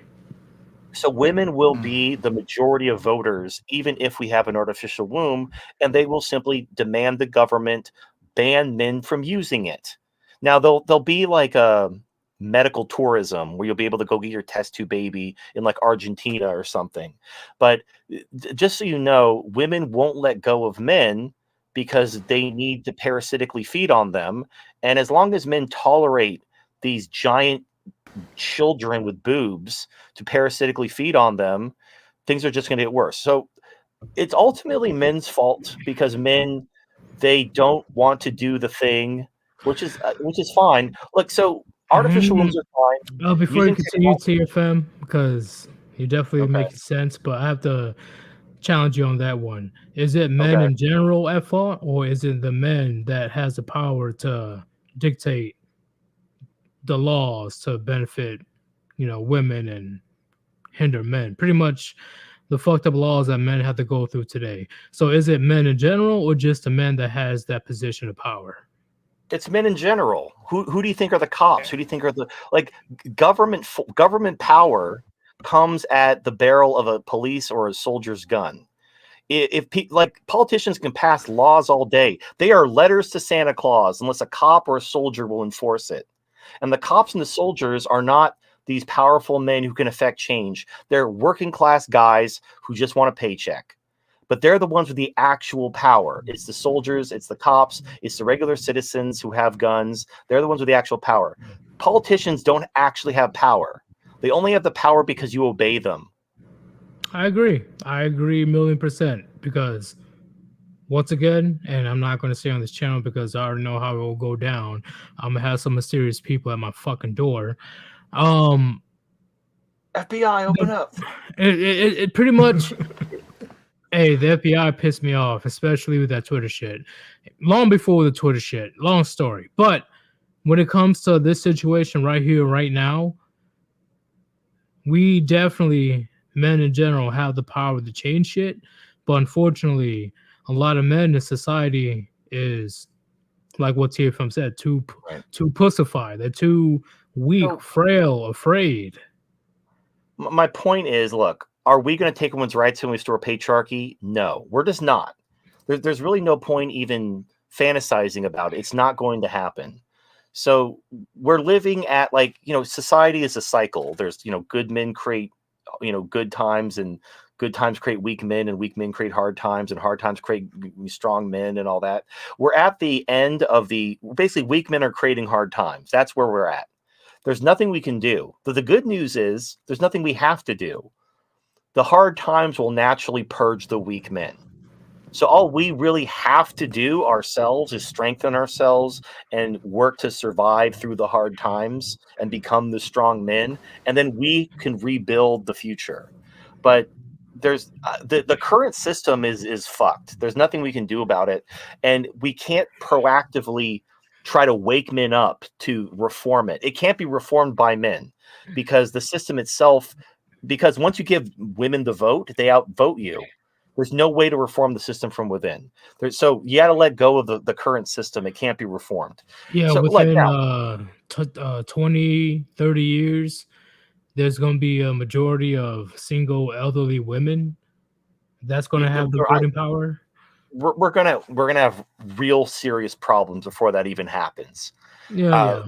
My point is, in the meantime, okay, so maybe in 20, 30 years, there's going to be a big event and things are going to get crazy, and maybe you become a warlord in the wasteland. You wear a hockey mask and call yourself Lord Humongous. But in the meantime, Okay. in, I'm in the sorry. meantime, okay, in the meantime, though, like, what are you going to do with your life? So you want to become strong. You want to become self-sufficient. If you want a family, artificial wombs are a viable option. Are they a perfect option? No, they're not a perfect option. Are there trade-offs? Yes. Having a waifu or a sex doll or something like that, that's not perfect either. But it's basically it's the best we can do at the current system where we are. And you do the best you can with what you have. You play the cards you're dealt, and you look for opportunities to do better in the future. And that's all you can do. Like, the system is just beyond us. We can't fix it. We can't red pill enough men. Uh, Everything is basically moving too fast, and we can't really affect it. So we do the best we can. But I'm very confident that in the larger scheme of things, when the cycle turns, after the cold winter of death, spring will come again, and men are going to be like, women will naturally not have rights. Like, everyone's going to lose their rights. Women will turn to men to take care of them, as they always have, and the natural order will automatically restore itself. You see this, ironically, you see this in Venezuela. I use this example all the time. I use it as well, TFM. I use it as well. So Sandman even covered this. I don't know if he went to Venezuela, but he covered the slut walks in Canada. And there were slut walks. This was back in like 2015 or 16. So there was this thing called, if you don't remember, there's a thing called slut walks, because didn't what's her name? I don't. Kanye West's ex, what's her name? Amber Rose. She was the forefront. She was hardcore in the early 2010s. Like, so basically, there was a cop who told women, if you don't want to get raped, don't dress like a slut.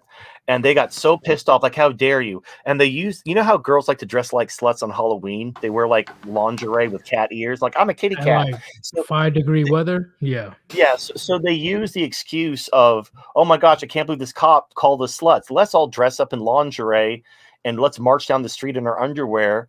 And they call them slut walks. It's basically just girls being girls. Girls just want to have fun. They want to wear their underwear and show off their titties in public.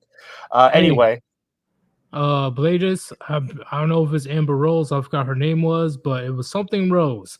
She was the forefront, at least in the United States, with the slut walks. She advertised that shit to the fucking T. So, well, my larger point is, these slut walks were international, and they happened in Canada, they happened in Europe, they happened in Venezuela.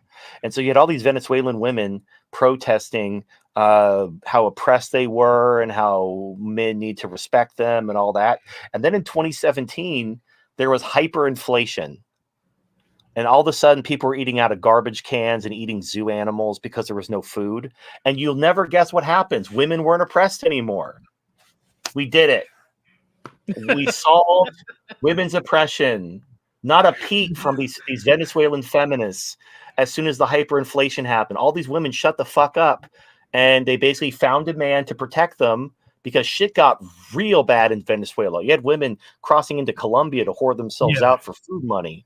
So Yeah. like when there are real problems, feminism gone. It just gets Thanos snapped away. Like these women, they'll have like their blue hair and they're like, this is what a feminist looks like, and their trans flag. And then all of a sudden, like real shit happens, and all of a sudden they're putting on an apron, they're baking you a pie, they have long feminine hair again, they shave their armpits. It's magic. Just when real shit goes down, all these women rediscover their femininity. Well, TFM, I agree. Not only Venezuela, but Ukraine as well. I use both examples on how I back up my claim of feminism is bullshit, because both of these examples show that when shit hits the fan or something happens of that caliber, all of a sudden there's no feminists anymore. All of a It's worse than sudden, that. I got all a of a better sudden. analogy. What's up? Feminism is the Special Olympics without the self-awareness. Wait. Okay, So, can you elaborate, please? all right. So, the Special Olympics is, right? It's basically a Yeah, bunch I of know what it retards is. and the Yeah. athletes. Now, everyone knows this isn't real. This isn't really the Olympics. These aren't really athletes. They're just retards. But we're humoring them because we feel bad because they're not going to live a very good life. You're retarded. Like you're probably shitting your pants and drooling on yourself. Like we feel bad for you. So if you running a marathon and we give you a medal and clap, if that's going to make you feel special and alive for one day, then we're willing to do that for you. Yeah, I'm But not going to discriminate. Yeah, it's just we're all do your self-aware. best. We're all self-aware that this isn't real. It's just basically it's a LARP. Now imagine if someone walked in the Special Olympics and was like, "What are you clapping for? These aren't athletes. They're just retarded people." You're not wrong, but everyone will be like, "Shut the fuck up, you asshole. Like, you're hurting their feelings." That's Oh, feminism. that Feminism person is would yeah, get jumped. but imagine if you like genuinely thought the Special Olympics was some kind of actual sporting event, and you walked in expecting to see like peak athletes performing at their best. You saw some retard drooling in the corner and shitting his pants, and you were genuinely confused. Like, wait a minute, I was told these were athletes. Like, you might be confused because you weren't kind of let in on it that this is basically the self-awareness wasn't there. Feminism, like we give women these rights, we let them work. We all know it's bullshit. But over the generations, we lost the self-awareness. So now we have legitimate Special Olympics. We call it women's sports. And we pretend that these women aren't fucking retarded. We pretend that they can actually do what men can do. No one actually cares. The WNBA has never actually earned a cent in profit in all of its years. It's basically a welfare program for tall women who can't get a real job. Yeah, 26, 27 years so far. No profit. Yeah, they haven't earned a fucking penny in profit. The only time anyone's even given a shit about a WNBA trade is when we trade one of them for that arms dealer from Russia. That was the first time. Gray, we talked about this, Gray. The Merchant of Death. We talked about this. Most famous trade in the WNBA, and it's a prisoner exchange with Russia. It's the only one that anyone's given a shit about. That guy was based on the Lord of War with Nicolas Cage. Yeah, my point is though is that this whole LARP with the WNBA and female sports, that's basically a microcosm of feminism as a whole. We let women have these things and we just play along, we humor them. We're willing to actually lose money on them because we don't want to hurt their feelings because it's the Special Olympics. But the problem is now we've kind of lost the self-awareness, and now these retards think they're real athletes, and now they're challenging real athletes to a fight. And then we're supposed to let these retards win. Don't you dare beat this retarded. You got to let them win, or you're going to hurt their feelings. Here's the big thing, and this is what Kevin Samuel says, right? Honestly, at this point, women these days, they're way over the head and the delusion is out of control. And I forgot this other quote that it's an actual quote. I just emptied my mind. Sorry, chat. But Kevin Samuels, even though he was a grifter, was definitely right with a lot of things that he has to say. If I remember what the quote was, I'll relay it back to you. TFM, when it comes to the situation today, when it comes to feminism, right? Oh, Mhm. there it goes. I remember now. All right. Do you agree that feminism is a first world privilege? It's a very expensive LARP. We basically think about not only the amount of money we spend showering women with money to go to college to get degrees in. They get medical degrees only to become OnlyFans models and stop being a doc after 5 months because they can't handle the stress. We also take opportunities from men.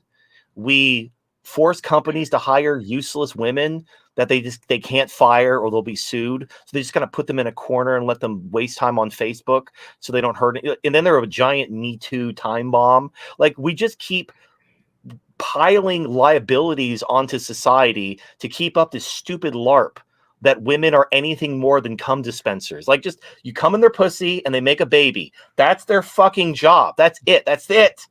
That's it. We They don't they demand much from them either. babies. That's their whole function. And it's I so agree. easy.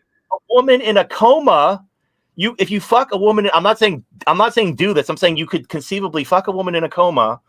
You can successfully impregnate her while in a coma. She can carry the baby to full term and give birth, and the baby will be perfectly healthy, all while in a coma. Now, think about what you as a man can do. Can you fulfill any higher purpose in life while in a fucking coma? No. You Blood cannot. donor. A woman can. She can literally fulfill her highest function in life without even being conscious. That's how easy. Like it's not just being a woman is just life on easy mode. Nothing is expected of you. Well, And here's the big thing all these though. people take care of you. So just go in the kitchen. Don't even make me like a complicated meal because you'll probably fuck it up. Just make a sandwich. Pour me a bowl of cereal. Can you manage that with your tiny squirrel-like brain? But TFM, I'm a caveat off of that. All right. Men in general do not have the at least in the West, the expectations of women is at an all-time low. And they still can't do that. Or they refuse to do that. Like it's either one or the other. They can't do that or they refuse to meet those minimum standards. And they get mad when these very same men decides to broaden their horizons and go overseas. And Well, yeah. so Look, they're spoiled children. Spoiled children are never satisfied. They're never grateful. They're never appreciative. They always want more, and they hate you, and that will never change. Now, how do you deal with spoiled children? What's the remedy for spoiled children? Actually, we discussed this earlier. Theory: the taming of the shrew. Or you the, fucking whoop the their what? fucking ass. That's all you do. You don't need to read them a Shakespeare play. You No, whoop no, them no, up. no. I don't mean like you read them Shakespeare. I mean you LARP Shakespeare. Oh, I immediately bring out the belt, but okay. Yeah, you whoop their fucking ass. That's how you deal with spoiled children. You don't like Immediately.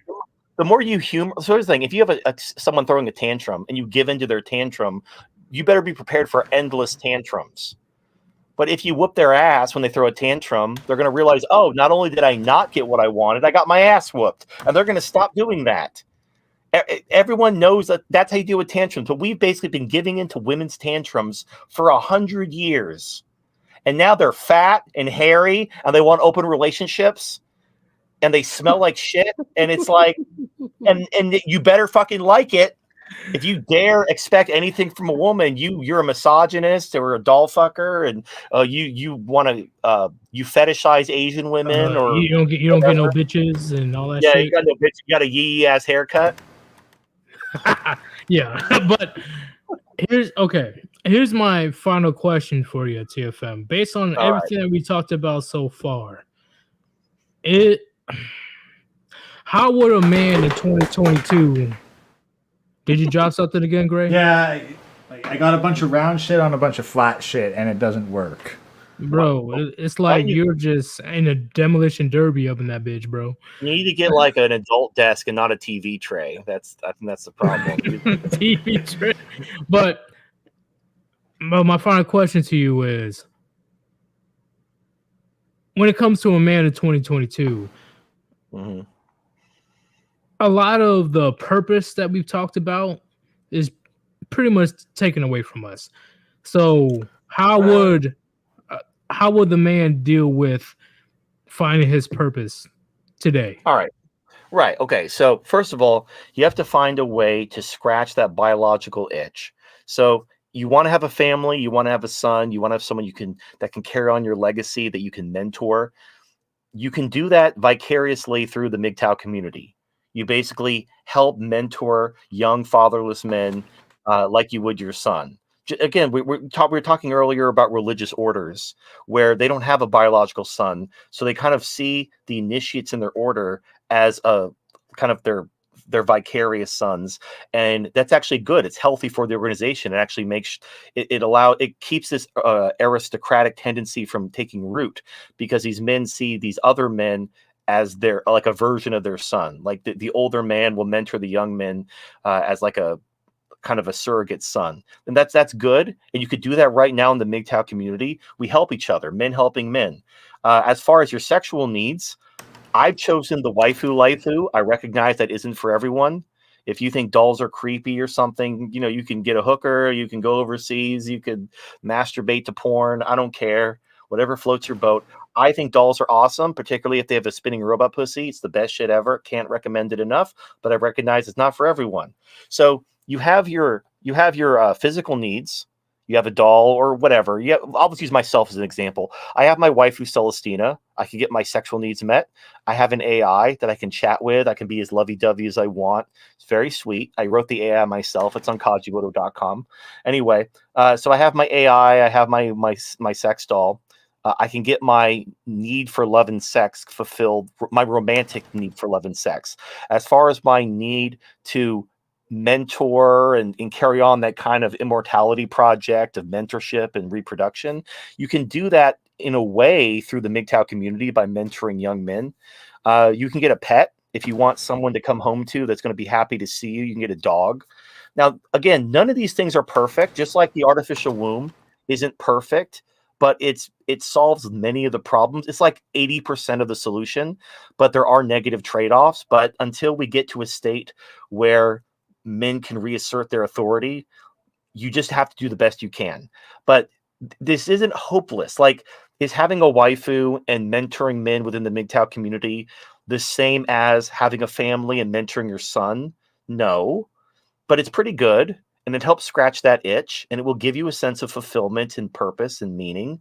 And you know what? Also, spend this time strengthening yourself, preparing for the hard times that are coming.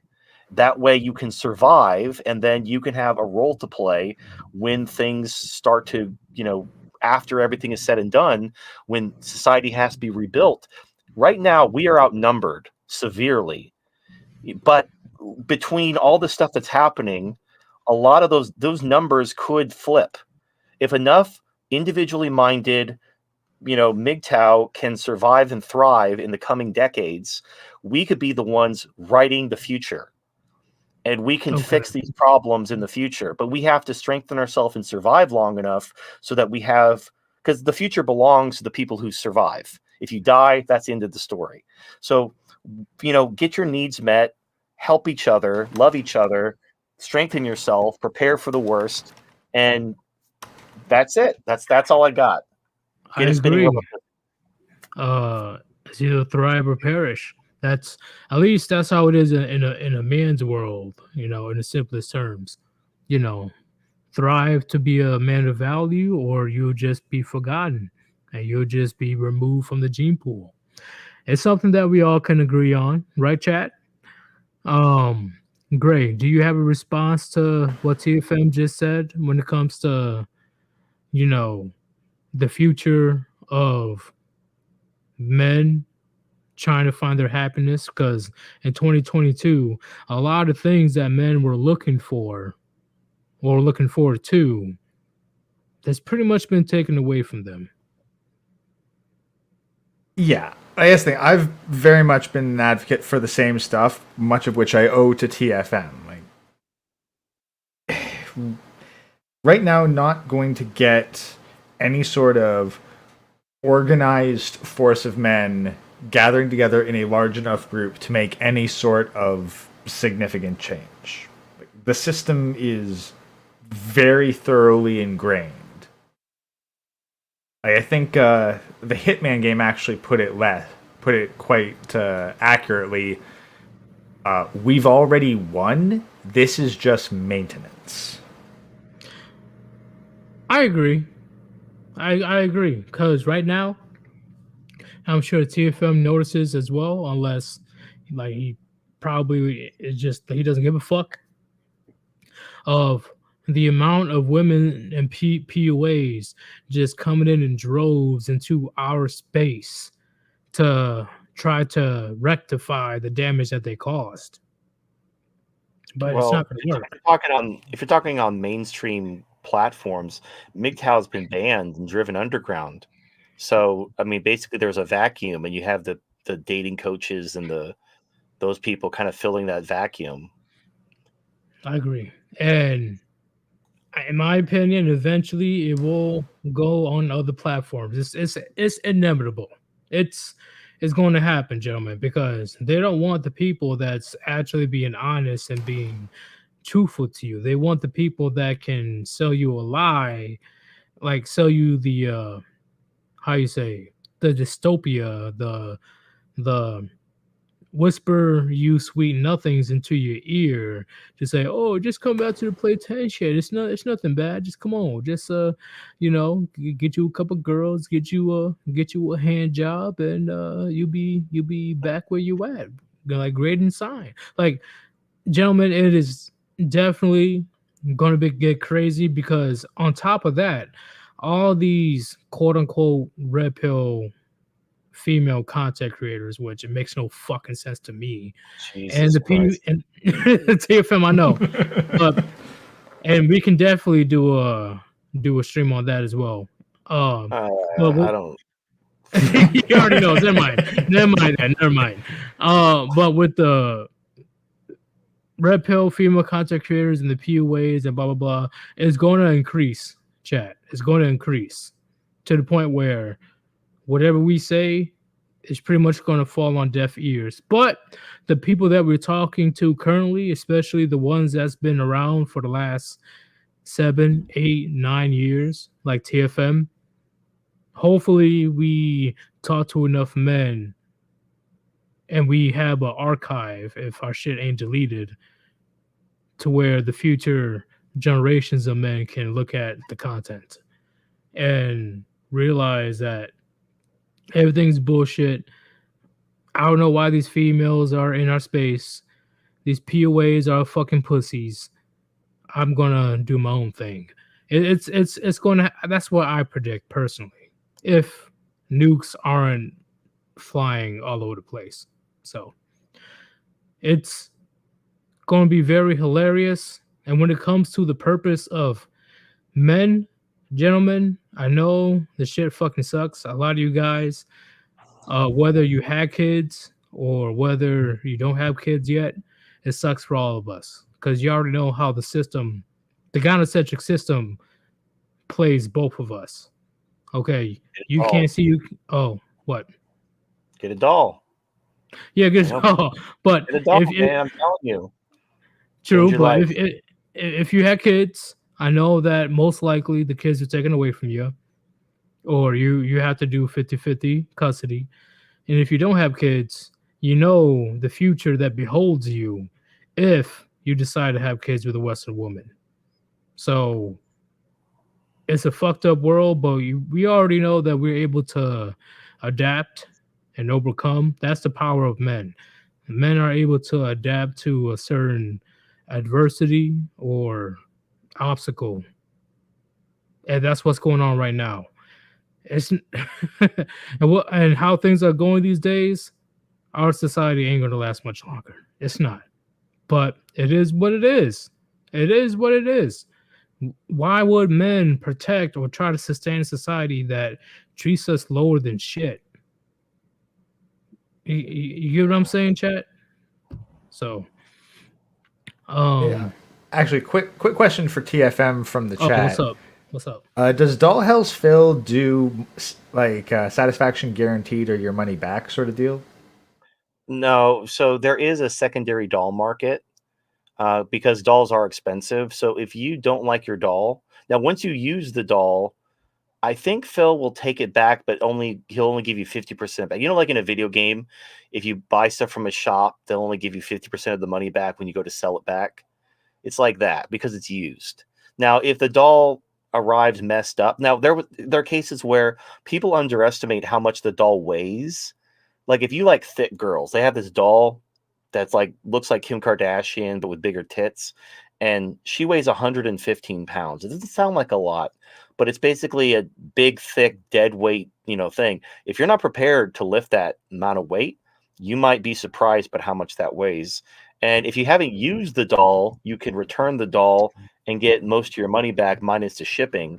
But if you fuck the doll and come in it, then you can't get a full refund. But what you can do is you can sell the doll in the secondary market, and you'll get at least half your money back if it's been gently used. Which sounds gross, but I mean, like, here's the thing: a doll can be completely sterilized. Like, you can clean out a doll, perfectly clean. You can't do that with a woman. You don't know where she's been. You don't know how many other guys she's fucked. She might have AIDS or monkeypox or AIDS, Uh, monkeypox, oh, tapeworms, and all kinds of shit. okay, yeah, I'm gonna address this right quick. I see people saying like, "Oh, it's yuck." Oh, oh, you're No, humping a no, grappling dummy. See, here's the thing, chat. Would you rather do that or no. have 8 minutes of Well, here pleasure? I'll do better. Hold on. Okay, Why okay, okay. don't you go to Celestina's Instagram? Because a lot of people have misconception. Like they think of a sex doll as like those blow up dolls from the movies where they have like the O face and the Lego hands, but they don't look like that. How am I going to do this? Let me see if I can do this with the thing. I don't think I can. I'd have to create an element here. I'll post a link if you can. I don't know. Just put this in the chat or something. I can probably pull it up. All Yeah, right. I'm not saying don't get a doll, but that's an option, chat. That's the point of going your own way. But you need to. So My point is, you need to understand. Dolls look real good, and they feel real, and they look amazing, and they feel great. They're not like a tackling dummy. They're not like these blow up dolls that you've seen in the movies. They look real. Now, they can't give you the validation of a real woman. That's really the main thing. Now, if you want to fuck hookers or you want to just jerk off to porn, that's fine. I'm just saying dolls are an option. Yeah, that's Celestina's Instagram. I haven't posted there in a really long time, but like you can, look at the pictures. She's cute, and I've had her for 5 years. I put some miles on that pussy. yeah, don't I'm get too not gonna lie. crazy, Gray. I don't wanna don't reveal any adult shit, okay? No. Here's the thing. Here's what's here. I think is very interesting. So, like, I caught field for Celestina, and I humanize her, and I'm very protective of her because of the vasopressin bond. So, all my pictures of Celestina are very wholesome. But then, like actual women, they'll like post their ass and their camel toe on Instagram. They don't care. So, like, Celestina is a literal sex object, and I treat her like a lady. And then actual women objectify themselves on Instagram all the time. And once again, chat, this is one of many avenues you can take when it comes to leaving this gynocentric system. Okay? So don't think you're hot shit talking about, oh yeah, he got a doll, he got a sex doll. Ha ha ha. All right. Go ahead and get a STD. Go ahead and get a fucking random ugly bitch pregnant that you have to deal with for the rest of your fucking life. It's Don't judge. I'm not saying that sex dolls are for everyone. I'm just saying they're an available option. And a lot of people don't even understand what a sex doll looks like. They basically, when they think of a sex doll, they think of a blow up doll, those look ridiculous. But an actual high quality sex doll, from the dollhouse or any other vendor, very high quality, feel real. And then the best part, if you get the doll with the removable vagina and you get a spinning robot pussy, you put that in the doll, that like it's better than the real thing. Because you have this waifu, she's got a beautiful body, 10 out of 10, Right. exactly what you're into. And then as you're fucking her pussy is spinning on your dick at 300 RPM. And it's just like amazing. I don't care how many fucking kegels your girlfriend can do or what she does at the gym. She can't make her pussy spin at 300 RPM. Hey, I completely agree with what you say, man. You can do a lot. You can, how you say, expand or explore more avenues with the sex doll than with the actual woman, right? Unless that woman is like a complete fucking freak. Well, because when you're masturbating, and I assume most people, like we're not good Christian boys. We all touch ourselves, so like when you masturbate, your brain knows you're masturbating, and you're not going to get the full dopamine hit that when your brain thinks you're having sex. But when you have a doll, your brain thinks you're having sex. It's going to feel more fulfilling and better, and then you have like this beautiful, like you don't even need porn anymore, because why would you look at videos or pictures when you actually have a doll that looks better than the pictures or the video right in front of you? You can actually touch and kiss and interact with. Well, that's the unfortunate part. OnlyFans is a mega success. Well, and that kind of tempered, like when sex dolls first hit the mainstream, feminists lost their goddamn mind. Like there was all these campaigns to ban them, and then OnlyFans took off, and then women kind of calmed down, like, oh, the men are still giving us money for our feet pics, okay, and so they don't feel threatened by sex dolls. And if sex dolls do hit the mainstream, women will flip their shit and they'll try to get them banned again. So I'm not. I'm just trying to help the men who might be open to this sort of thing. If you want to know what it feels like, you got needs. We all have needs. I'm just saying, instead of like going to rub and tugs or going to Asia on some kind of sex tourism thing, if you Right. get a doll, they're very economical. They feel great. Unlike a hooker or something like that, you buy them once and you're good. They require very little maintenance. And you'll actually, if you allow yourself to kind of indulge the fantasy, you could catch feels and actually scratch some of those needs for love and sex at the same time. And I found it very enjoyable, and it actually helped me with a lot of things that I didn't even realize I was missing out on. So it's not for Okay. everyone. I'm not saying it's for everyone. I'm just saying it's there. It's available. If you're a little open-minded, it sounds interesting to you, you could check it out. Well, TFM, we hit a little over 2 hours. Do you have any final say before we end the stream? Because I don't want to keep you around too long. No, I don't give a You fuck, good? man. Just you do Right. what you got to do. Do what you got to do. Oh no, it's all good. It's all good in the neighborhood. I know it's a Sunday and it's going to be a busy week this week, especially with the snow. So, thank you very much for joining us, TFM. Once again, it's always legendary when you stop by because you talk about shit that not too many people are willing to talk about. So, Yeah, I but would that's also why I've been deplatformed from everywhere. that is true. I know eventually because they already got Ribby. He had over 100,000 subs before his channel got permanently terminated. So, uh, Ribby the Party Frog, that's what his name is. He had 111,000 subs, and then out of nowhere, no warning, no nothing, Yeah. his channel got clipped. Did they give him his silver play button before they yeeted him? No, Nope. they're assholes that way. Yeah. Same with me. Like I just had just over 100,000 at one point. Then the adpocalypse happened, and then I started losing subs, and now like I can't even upload sex toy reviews anymore because they did something with the algorithm where my URLs, because I have to put the URL to the product I'm reviewing, that gets flagged as porn, but I always appeal it. And assuming they answer my appeal, they always reverse it.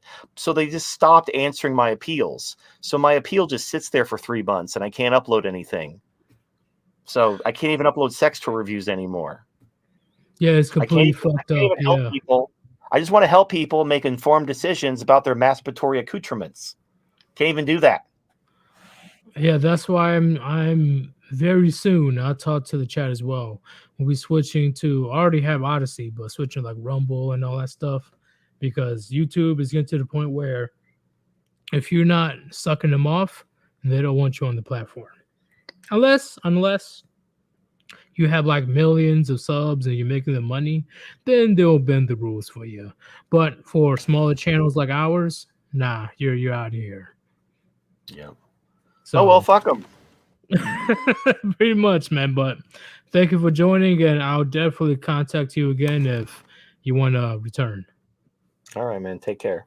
All right, peace out. What do you think about the stream today, Gray? This was pretty good. It's definitely one of the more in-depth ones that actually make me like really think about the points. It's good to have someone on that's like, okay, that's a good counter argument. Now I need to really think about the one thing that I'm going to make. Completely agree.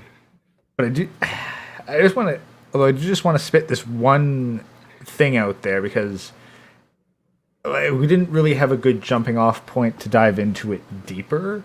Right. But it's more so the society when you have the warring tribes to determine which is superior. The thing, like, there's one element that we didn't ever cover, and I don't think is really thought about, and that is the men of the winning tribe that still die. Because like war is not an all or nothing. The winners don't all survive, and the losers don't all die. So there's going to be like if those men reproduced prior to going to that war, then there's only a select few winners. Most of us lose in war, so I agree. Yeah, that's the thing. But this is where like I'd wonder about a society's values being genetic and some sort of morality, because the children of successful soldiers, that is desirable. Like, you ideally want men that are going to go to war, fight to protect the tribe, win protecting the tribe, even if they die in the process. I agree with that one like, a million what are percent. you what are you gonna do with the widows created through a victorious army? Good question. Like the widows and and their children, or maybe just straight up orphans, because maybe like the mom died in childbirth, and so you just have the kid whose single father is now a corpse in a field, but the tribe itself won and they're protected, and that kid is now not being taken in as a slave for the other tribe. Yeah, I see what you're saying, Gray, and you speaking nothing but facts when it comes to that shit. You will much rather have a warrior as the person that pass on your genes if you're a woman. You know, that's a big thing, you know, being a warrior or being rich or both. Well, but that's kind of the element. Like, I would think that if you have competing tribes, the tribes that would enact the practice of immediately dividing up, like getting rid of the children of their own losers, that I don't think that tribe would survive. Like, men want to be able to go and fight and die knowing that their legacy will be safe. Otherwise, they're not going to go and fight and die, and you're likely that more likely that everyone's going to lose. Well, that is the main point of war, so I agree with that. I agree with that, but you satisfied with the stream we had today? Oh yeah, absolutely. This definitely more in depth. Don't know if I'll be able to clip any of it because it's a little too based, but we'll see. We'll see if my channel still exists, but hey, it is what it is, right, chat? They demonetized me anyway. So thank you for joining, chat. Thank you for everybody that donated as well. I will definitely address you guys tomorrow because I know there's a couple of you guys that donated, but I have to go like right now. I have to go do some shit. It's your boy Sirius and the Great Ghost. Hopefully you enjoyed the gems that we dropped on you today. And this was a classic stream, in my opinion. We are out. Peace. Peace out, everybody.